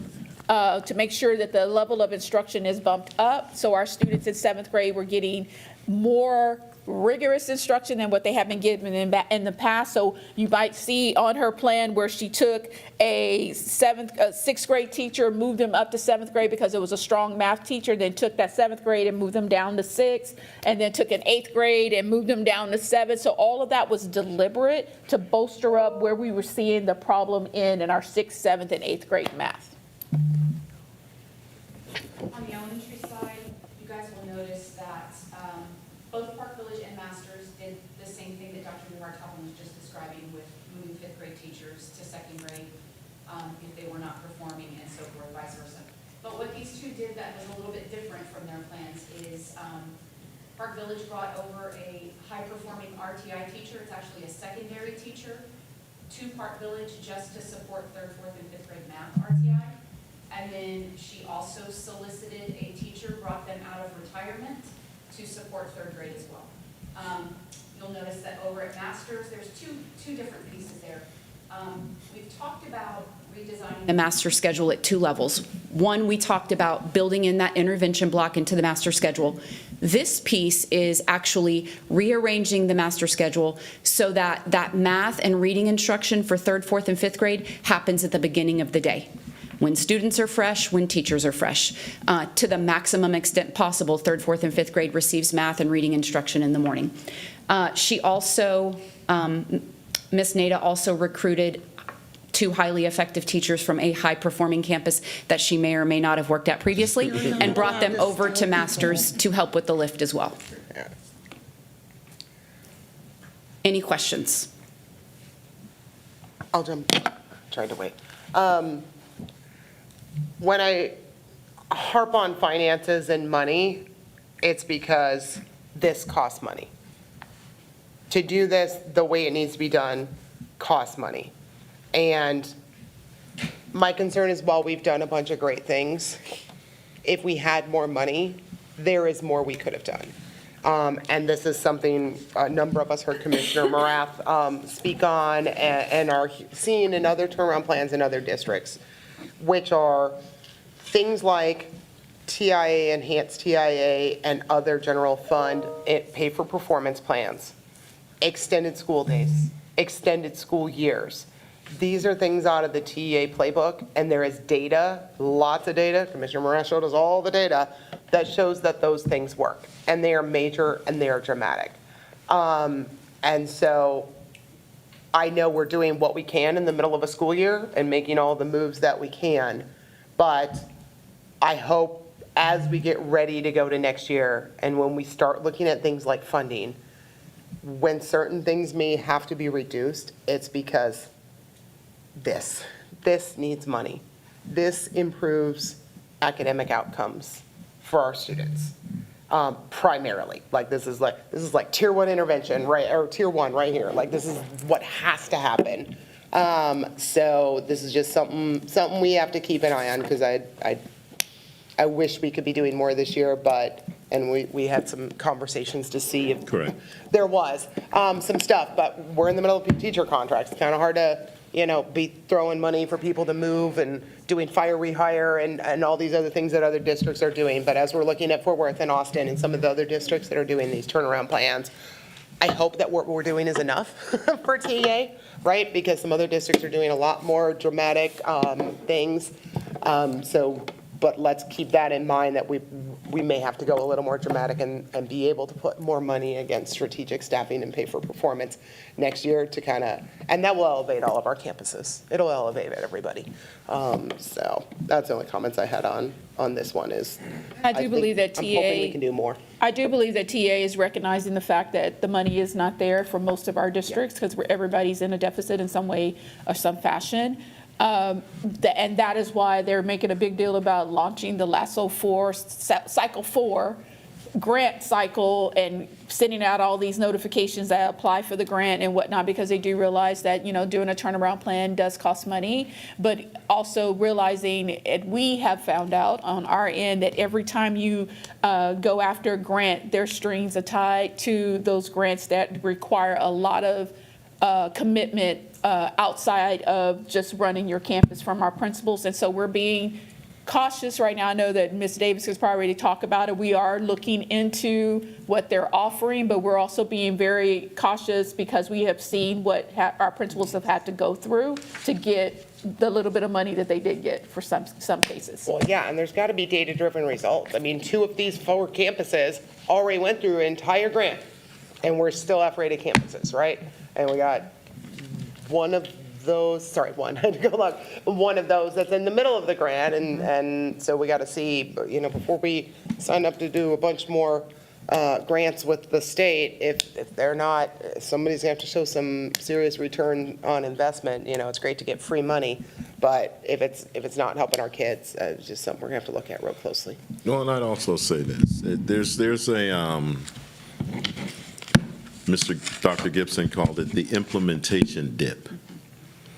It's difficult to say that we're going to turn a campus into a STEM campus and not think that there's going to be a dip while we implement that STEM across the board. And I'd even say that if you dig down deep into this, by changing the campus number, what happens is the growth measure goes away, correct? Now it's all about achievement and not about growth. And at some of our schools, that's how we make our increase in domain 2 with growth. So there's just, it's not like you take on one of these grants, implement it, and then you see changes immediately. Sometimes it takes time for the wheel to start to spin and for it to kick in. I hope that made sense. It made sense to me.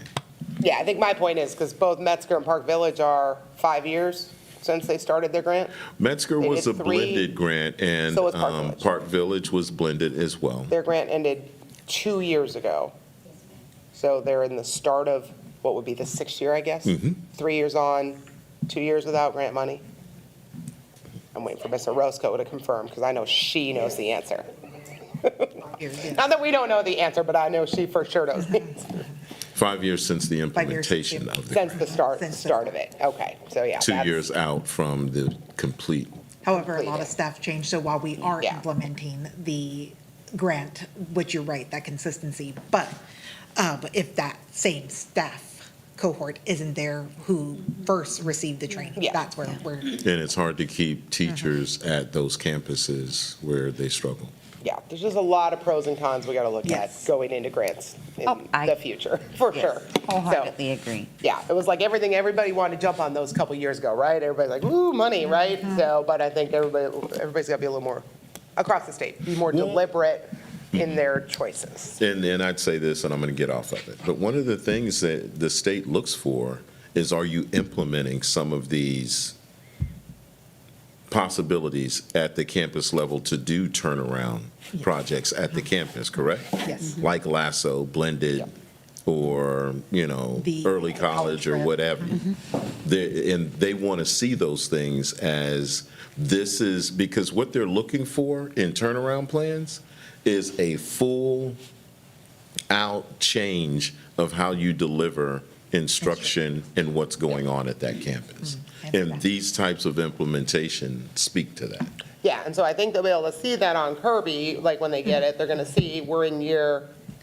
We are in the second year implementation. This is their third year technically. Yes. Okay, so yeah, they're in year 3, they'll see that on that. I'm concerned that they're going to see Metzger and Park Village year 6, and being where they are. So it'll just be interesting to see what their take on that is. They're like, hey, we did your grant, we're still here, type thing. So we'll see.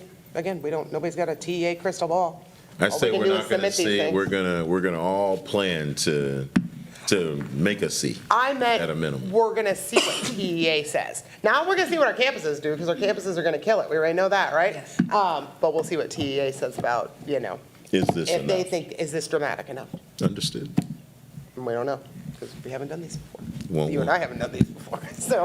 we have a meeting tomorrow. All right, any other questions on strategic staffing and scheduling? Okay, let's keep rolling.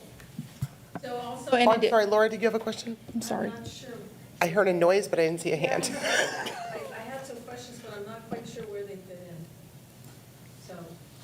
Do you want to go now, or you want to wait till the end? It's different from that, so.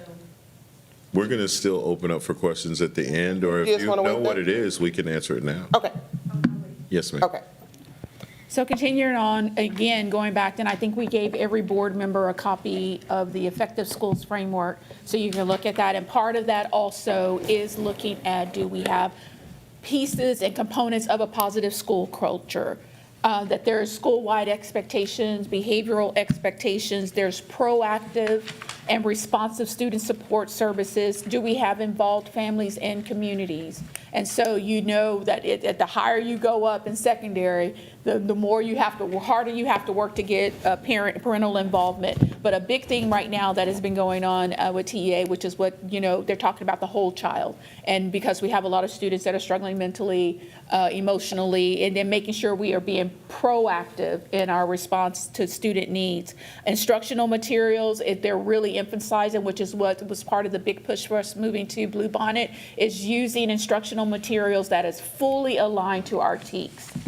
100% aligned to the state standards. And so having that in, and so that is why we engaged in Bluebonnet K through Algebra 1, and we're going to have to start looking for something for reading in the upcoming adoption. And then not only looking at, did you adopt a highly qualified instructional material, but are you offering ongoing professional development, ongoing coaching, that you have consistent observation and feedback cycles.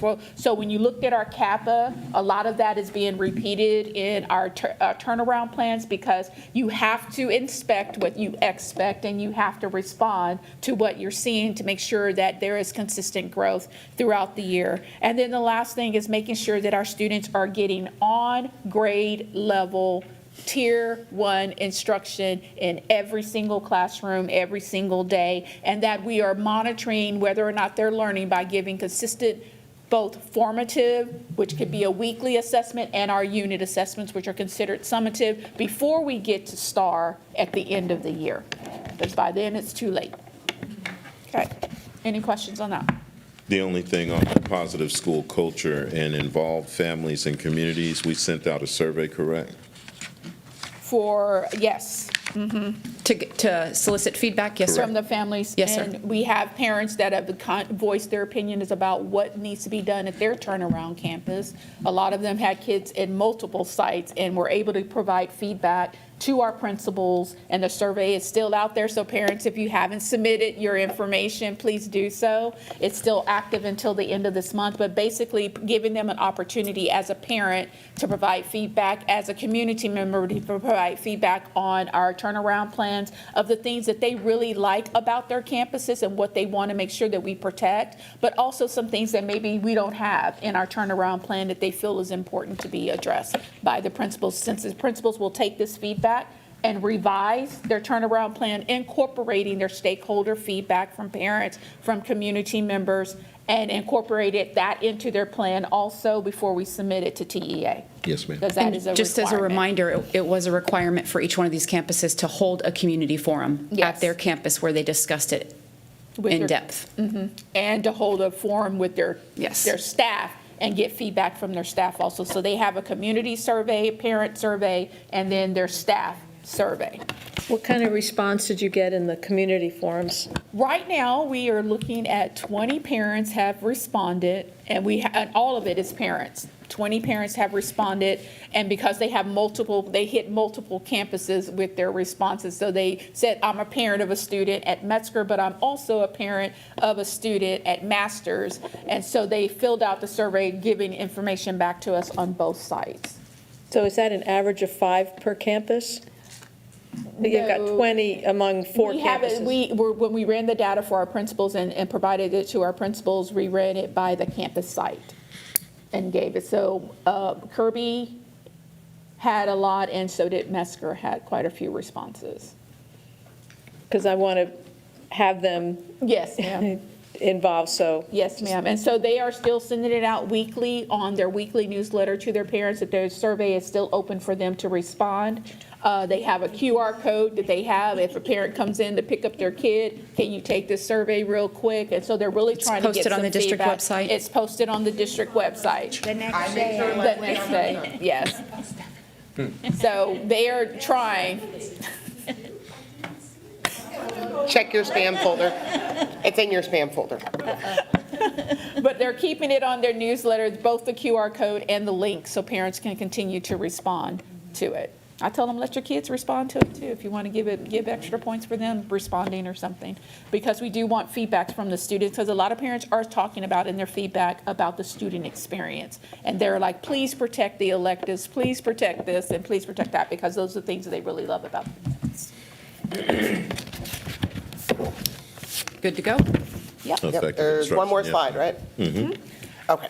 And we'll finish up by talking, and we've already talked about this, about the Bluebonnet coaching piece, which I am loving, and thank you so much to the board for approving that cost, because it is making a difference with the adoption of and the implementation of Bluebonnet, having them come in and work with our teachers face-to-face. The MTSS period that we have implemented at middle school, we're hearing great feedback from our parents, especially for parents that could not allow their kids to stay after school. Having it built into the school day has been something that we are seeing right now. We're reaping the benefits of that, with kids showing improvement right now of their learning.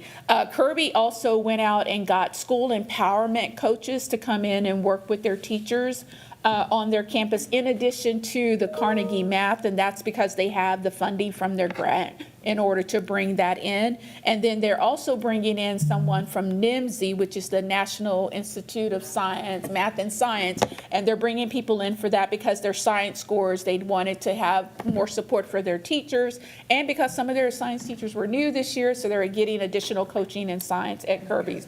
Because of the breakup with the way the phase-out campuses, right now Kirby is sitting at 8th grade only. So when you look at the TAP, it's 8th grade because we phased out. So attacking the science is great because we know that they're going That's to one have of the RLA, four math, and science and social studies. And Metzger also brought in Abbott, and they're running the Abbott advancement via individual determination is a program, and they teach kids study habits, they teach kids how to take notes, they teach kids a lot of those, what we call soft skills, how to advocate for themselves and whatnot. They're bringing that in through their LOTC program. And they're able to do that because of some funding that they were able to secure through school fund or something, some kind of. Title I. Title I money. They're doing it through their Title I funding. And then they're also getting the coaching from Carnegie Learning. On the elementary side, I echo what DT said. Thank you guys for approving the professional development with Bluebonnet. It has been a game changer for teachers. Ms. Stanford was asking earlier about, do teachers, are they buying in? I think one of the pieces that's really powerful is to be able to give feedback directly to Bluebonnet coaches and to kind of walk through that with teachers. So I think that's huge. You'll notice that Park Village, as a result of their grant, engages in Amplify reading for K-5. Just to be really clear, this is curriculum and assessments, but they still engage in NWEA for BOY, MOY, and EOY, so we are still collecting that data as well. Park Village is also engaging in Papaya tutoring. This is part of the packages that Responsive Learning offers, and so what this is face-to-face tutoring held at the campus, where we can't, as Dr. Duhart-Toppin was talking about earlier, sometimes it's difficult to get kids to stay after school. So we have these teachers coming in during the school day to provide this tutoring. The beautiful thing about Papaya is that these are vetted teachers that have a track record of success. And Ms. Burton, if I get this part wrong, help me please. They are so confident in their ability to improve student achievement that if you do not see growth across domains, you do not have to pay the remainder of the bill. So that speaks volumes. That speaks volumes. Yes. They're also engaging in AVID, as Dr. Duhart-Toppin was saying earlier. This is campus-wide with a high emphasis on the 3rd, 4th, and 5th grade students. You will see that both of these columns, both Park Village and Masters, it says the master schedule redesign. This is different than what I was talking about earlier with the strategic staffing. This is that built-in intervention block into the master schedule. So anyone that has taught elementary, you know it was up to the teacher to build in that intervention block into your day. And to be really honest, sometimes it happened, sometimes it didn't. So what we did is we redesigned the master schedule so that intervention block is now like a period, basically. So if you're thinking secondary, like they've got 8 periods a day, in elementary, we've got that intervention block built in there where the entire grade level stops, and this is where the intervention happens. The reason why that's so important is because, number one, it ensures it's happening, and number two, the principal can now monitor. Because I know from 8:15 to 9:15 across 3rd grade, this is small group instruction time. So I should be able to go into 3rd grade class, 3rd grade class, 3rd grade class, and see small groups happening across the board. So it helps with that consistency and structure and accountability that we talked about earlier. I want to bring your attention to Masters and that last bullet. You may be asking yourself, why would we put systems and structures down as something that is effective instructional practices? If you remember what Dr. Fields said earlier, one of the levers of the effective school frameworks is making sure that you have that positive culture. Believe it or not, teachers want to know what the expectation is. Kids want to know what the expectation is. Brene Brown says it best, clear is kind. Tell me what the expectations are, I will meet the expectations. So Ms. Nader has worked really hard this year from the second she got there, putting systems and structures in place, not only for teachers, but for students and parents as well. We were kind of joking around about it earlier. Everything from this is what I expect your objective to look like to this is what the dismissal car rider line looks like. And honestly, I'm going to tell you, that's the way you turn a school around. Yes. Because if you see an area that needs to be addressed and you don't address it, you've sent the message that this is okay. So she's done a really good job of making it very clear these are the expectations at Masters Elementary. Any questions? Any questions? All right, so that's the last slides. We're going to go around the horn, starting with Ms. Stanford, because you raised your hand like 5 minutes ago. I had printed some of the plans. Sorry. I was just curious on Park Village and, well, particularly Park Village Elementary. I see you've got a 120-minute block for reading, 90 minutes for math. I was curious how large blocks like that work with those younger age groups. I didn't see 120-minute on anyone else, but I did see 90 at Masters and 90 at Kirby. I'm just curious how those big blocks are working with those younger kids. So when we see a big block of time like that, don't get freaked out. And the reason why I say that is because it seems like that would be a long time for a kid to sit and get. But if you think about our instructional model, the way that it's designed, it is a very, for lack of a better word, a perky pace throughout that 120 minutes. So there's a lot of different things that take place during that time. You've got the gradual release model, which means me as the teacher, I'm delivering instruction, then we're going to do that instruction together, then you're going to do it on your own. I'm going to aggressively monitor while all that's happening. You've got different strategies like turn and talk, think, pair, share. All of these strategies that we're implementing based on the instructional model breaks up that block into like almost mini learning sessions. Okay. Now, if it were 120 minutes of sit and get, we'd have a different kind of problem. But part of our job is to go in and ensure that that instructional model is being implemented into the classroom so that we can see those components. Because the end result is you want effective instruction and you want highly engaged kids. And the only way that's going to happen is if the teacher is able to move from one piece to another very, very quickly. And lastly, I really liked reading what I read on the Metzger report, and I think you're doing this in more than Metzger, and that is kind of surging the good teachers into the weak areas. Yes. While not totally leaving other schools bereft of their good teachers. So you've got a limit on that of no more than 2 teachers per campus are moved to a turnaround campus. But I just love that togetherness feel to it, that we're pulling together as a team. And I get that what I'm hearing from Dr. Fields is those teachers that are moving into the more needful areas are doing so in a positive, happy to serve way. And I just want to thank the teachers listening for that, because that's what it's going to take, is that kind of pulling together as a family to help the ones that are behind. So I loved that you are exercising. It just seems like common sense to take the really, really strong people and put them in the weaker areas. So loved seeing that. That's all I had. And I'm sorry, if I could just jump in, I think, because I have a habit of saying some things and they don't come out the right way. And because I think, I don't want anything you just said to get misinterpreted. We have great teachers. I think with these turnaround campuses, there's a certain kind of growth teacher, right? Like there are some teachers that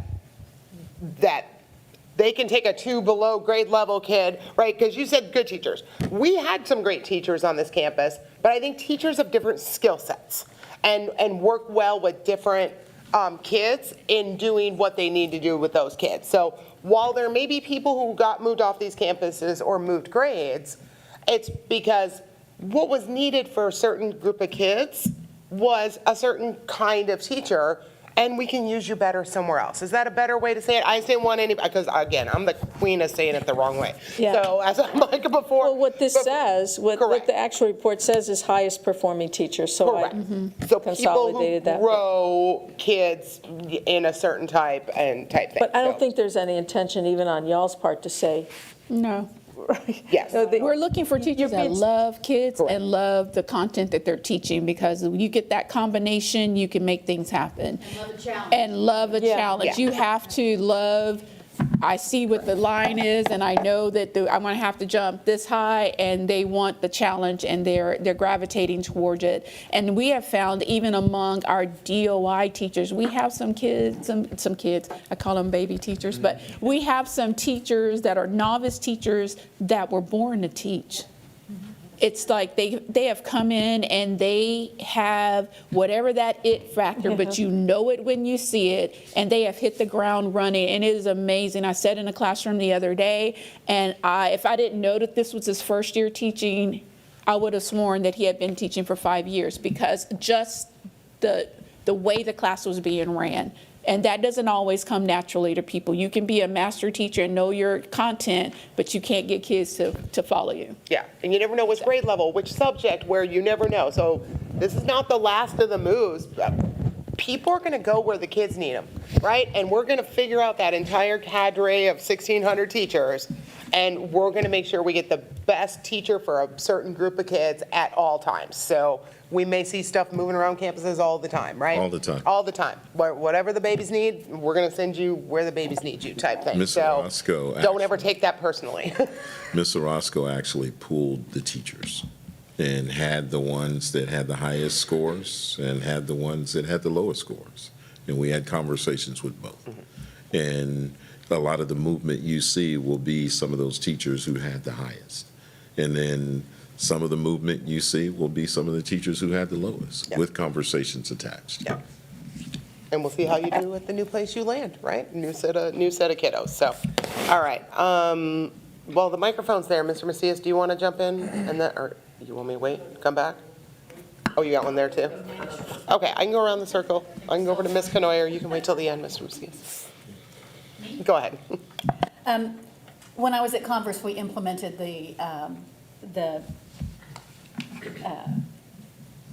lost my word, intervention period across all grade levels when I was there. And I have to say, it was an amazing time. Because we could have one teacher who worked with the high achieving students. And then we had other teachers who worked with students who struggled in math and struggled in reading. And this was the tier 2 intervention that we had. So tier 1 is your daily learning, the lesson that the teacher is giving. Tier 2 is that next step, the remediation, the fill in the back pieces that they're missing. And then the enrichment for the students who are already, they're where they need to be, they don't need that. And so we were able to do that as a grade level. I would love to see all our campuses do that. Just a recommendation. All right, Ms. Jones, any questions? I did have one specifically, let me get it pulled back up. It has to do with Kirby's. Talking about this year, the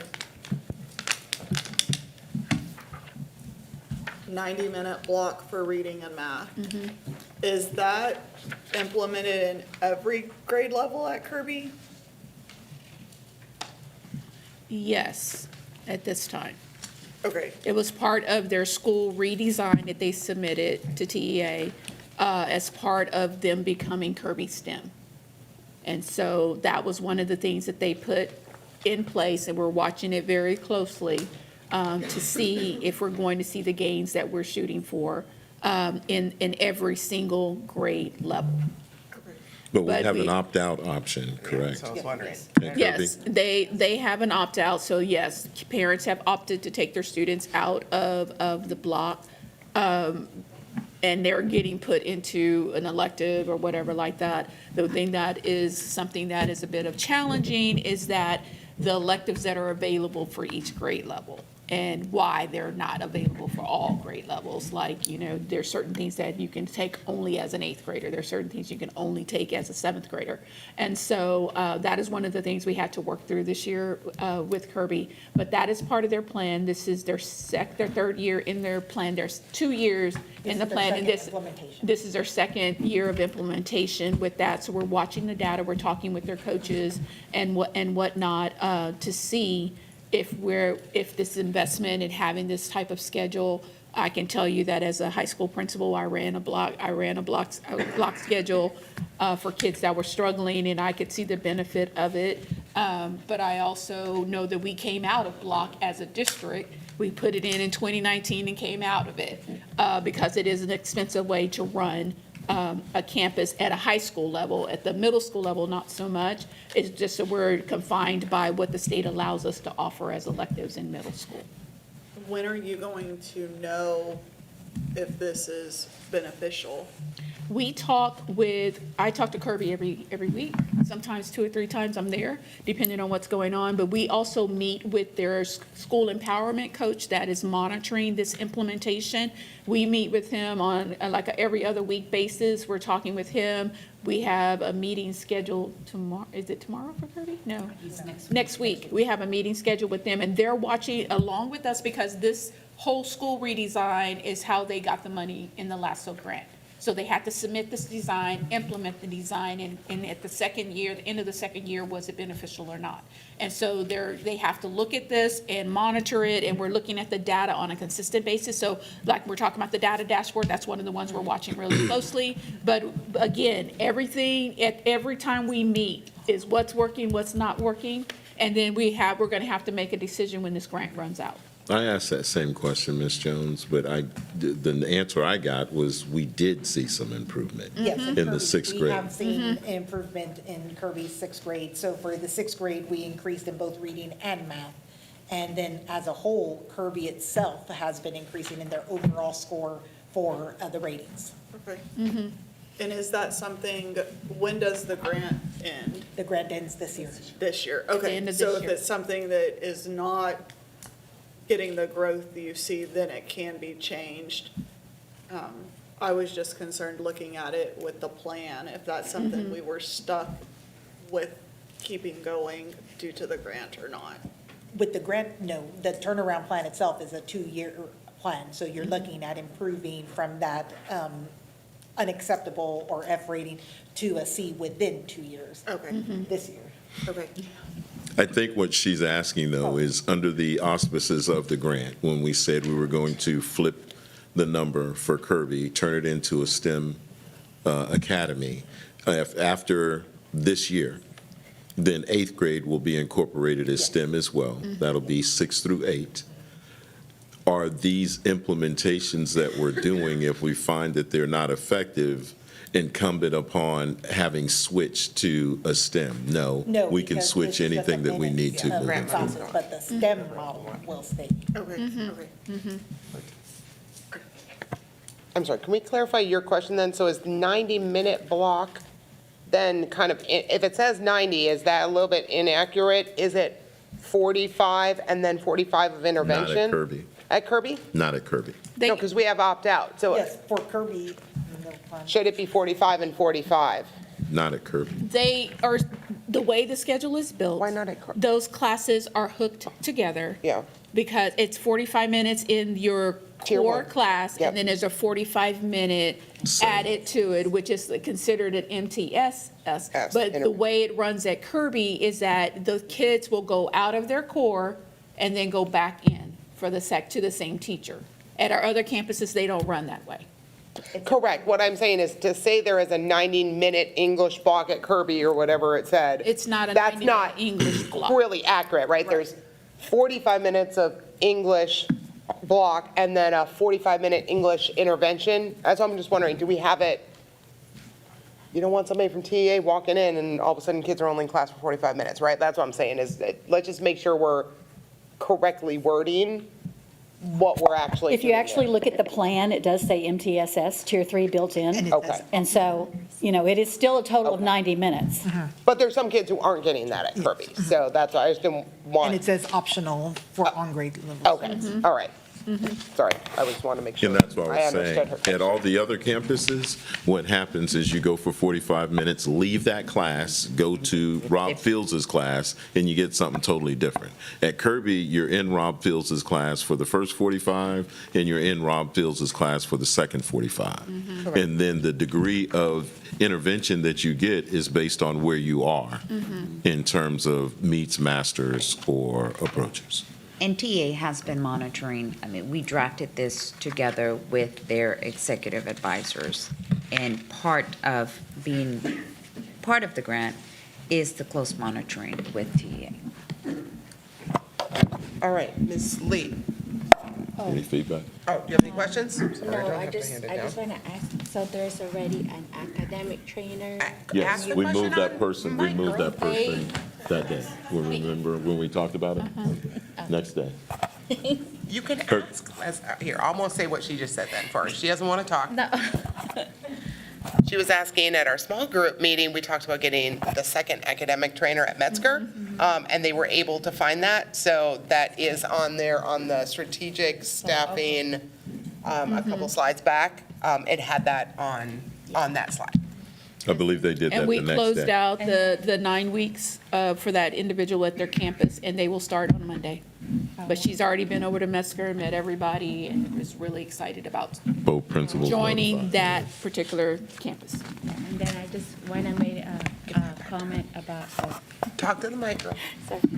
and I just actually wanted to make a comment on yours, Dr. Toppin, about like some new teachers. Because I've been getting a feedback just at Metzger alone that even like some of the teachers there and the principal that the new ones, if they could be just like a gremlin that you can, duplicate them because because the new ones, because I've seen it over the years for Metzger, like the real problem is like that teacher language for the kids, because the middle schoolers are really the difficult ones.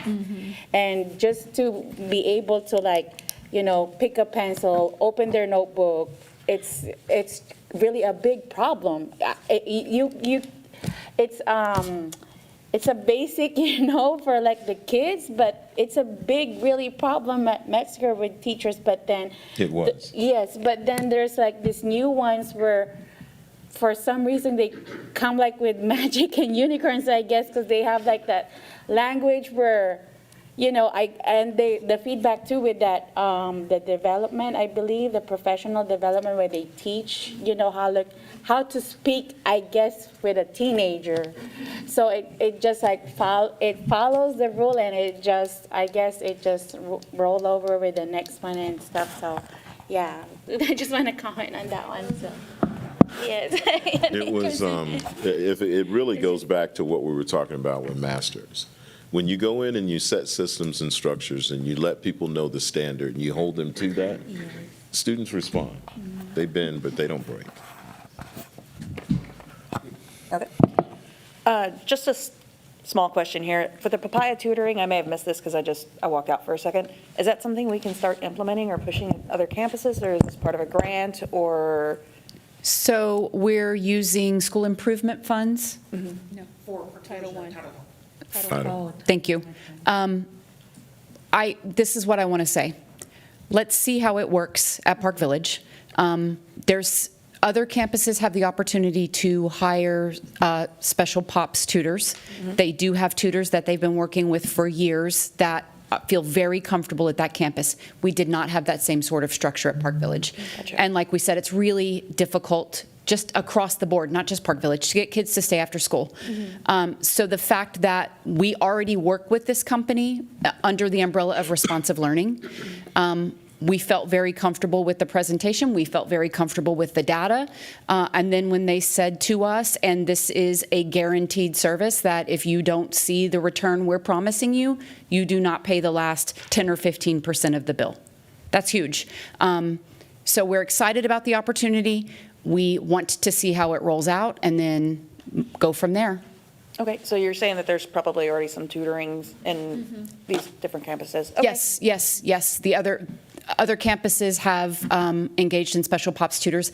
The idea, and we've kind of talked about this a little bit, about the turnaround plan is dramatic and different, right? Yeah. So what is it we're doing for this campus that we're not necessarily doing for all? This could end up being a huge benefit to Park Village, and then we'd be able to look at it for other campuses. Okay. Thank you for that. Mr. Macias, any questions from you? Oh, yeah.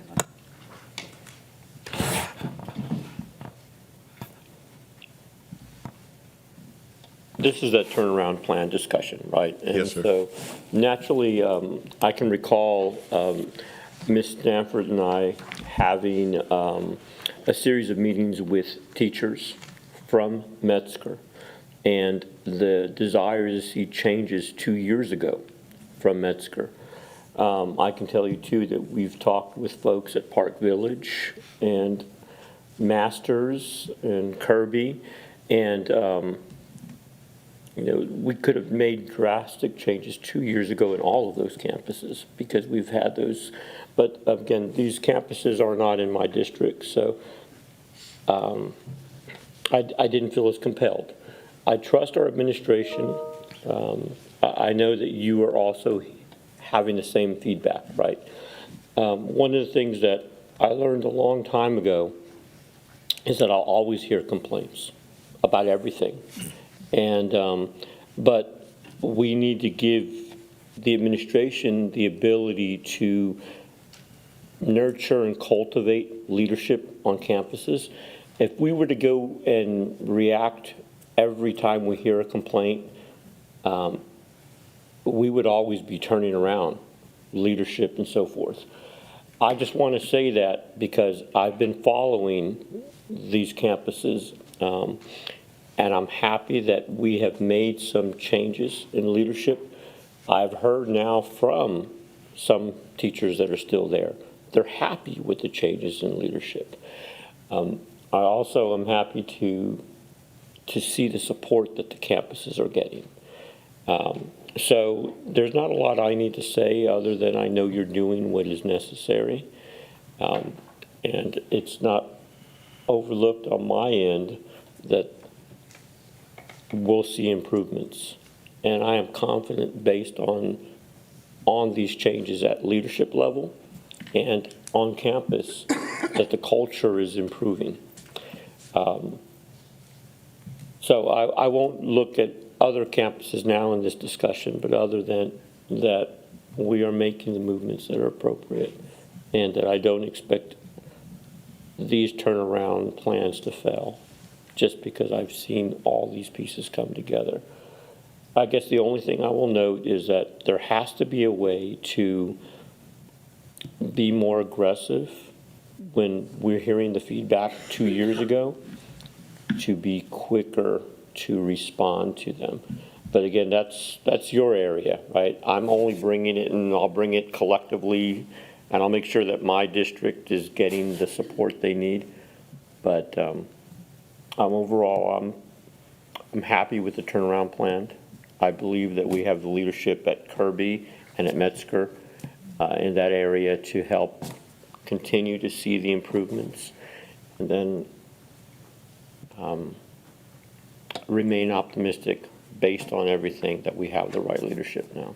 I appreciate the way that you articulated that, Mr. Macias, but there's a lot you said that we need to digest a little bit. And if that's the case, I appreciate it. I appreciate it.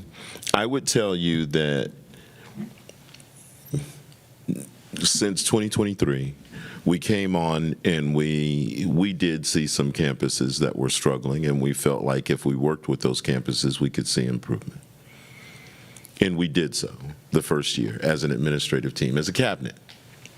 And then last year, we saw some campuses that did not do so well. Keep in mind, during this time, there was no 23, 24, right, accountability that was posted. We saw some things, and we started working with. Now, there was several campuses last year that we worked with, 3 distinctly, that we had to work with to bring up, and that work was effective. It was turnaround-ish.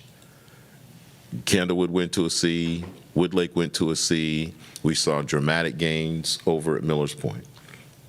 What we also saw was that while we're doing that, some campuses just went down. This year was a shift in how we're going to deal with that moving forward. It's one thing to see progression as we get better. It's another thing to see drastic regression as you move back. And if that regression then takes you into an unacceptable rating, then there should be an expectation of a change in campus leadership. And I know that that's a difficult conversation and definitely a difficult thing to bring up in a board meeting, but that's the expectation as we move forward. But that took a cultural shift over the last year, and that was not how we were moving forward in the past. But when we did our admin summit during the summer, and we had these conversations with administration across the district, now that's what's expected. So I understand what you're saying about the cry for a possible need of a change in campus leadership in the past. We were working with, but then when we started to see these dramatic shifts in the regressive way into an unacceptable area, that's just not something that can be tolerated as we move forward. So, and I think that sparked a new motivation at the campuses where we made the changes at. Well, and I guess I just wanted to say, yes, that is an appropriate notation that accountability ratings were frozen in terms of how things were going to help move things along. So I appreciate that. I do think, too, that it feels different. I feel culturally, but that was a good acknowledgement in terms. Yes. But we are moving, and like I said, at the end of this commentary, we have been moving, but we collectively got to, yeah, again, nothing more. Understood. Thank you. Yes, sir. Okay, real quick, I mean, obviously, everyone would love more resources, but do you have the resources you need to do what is in here? Are you missing anything? I mean, I know if you had more money, you would do more than this, right? But do you have the resources you need from the board to do what is in this plan?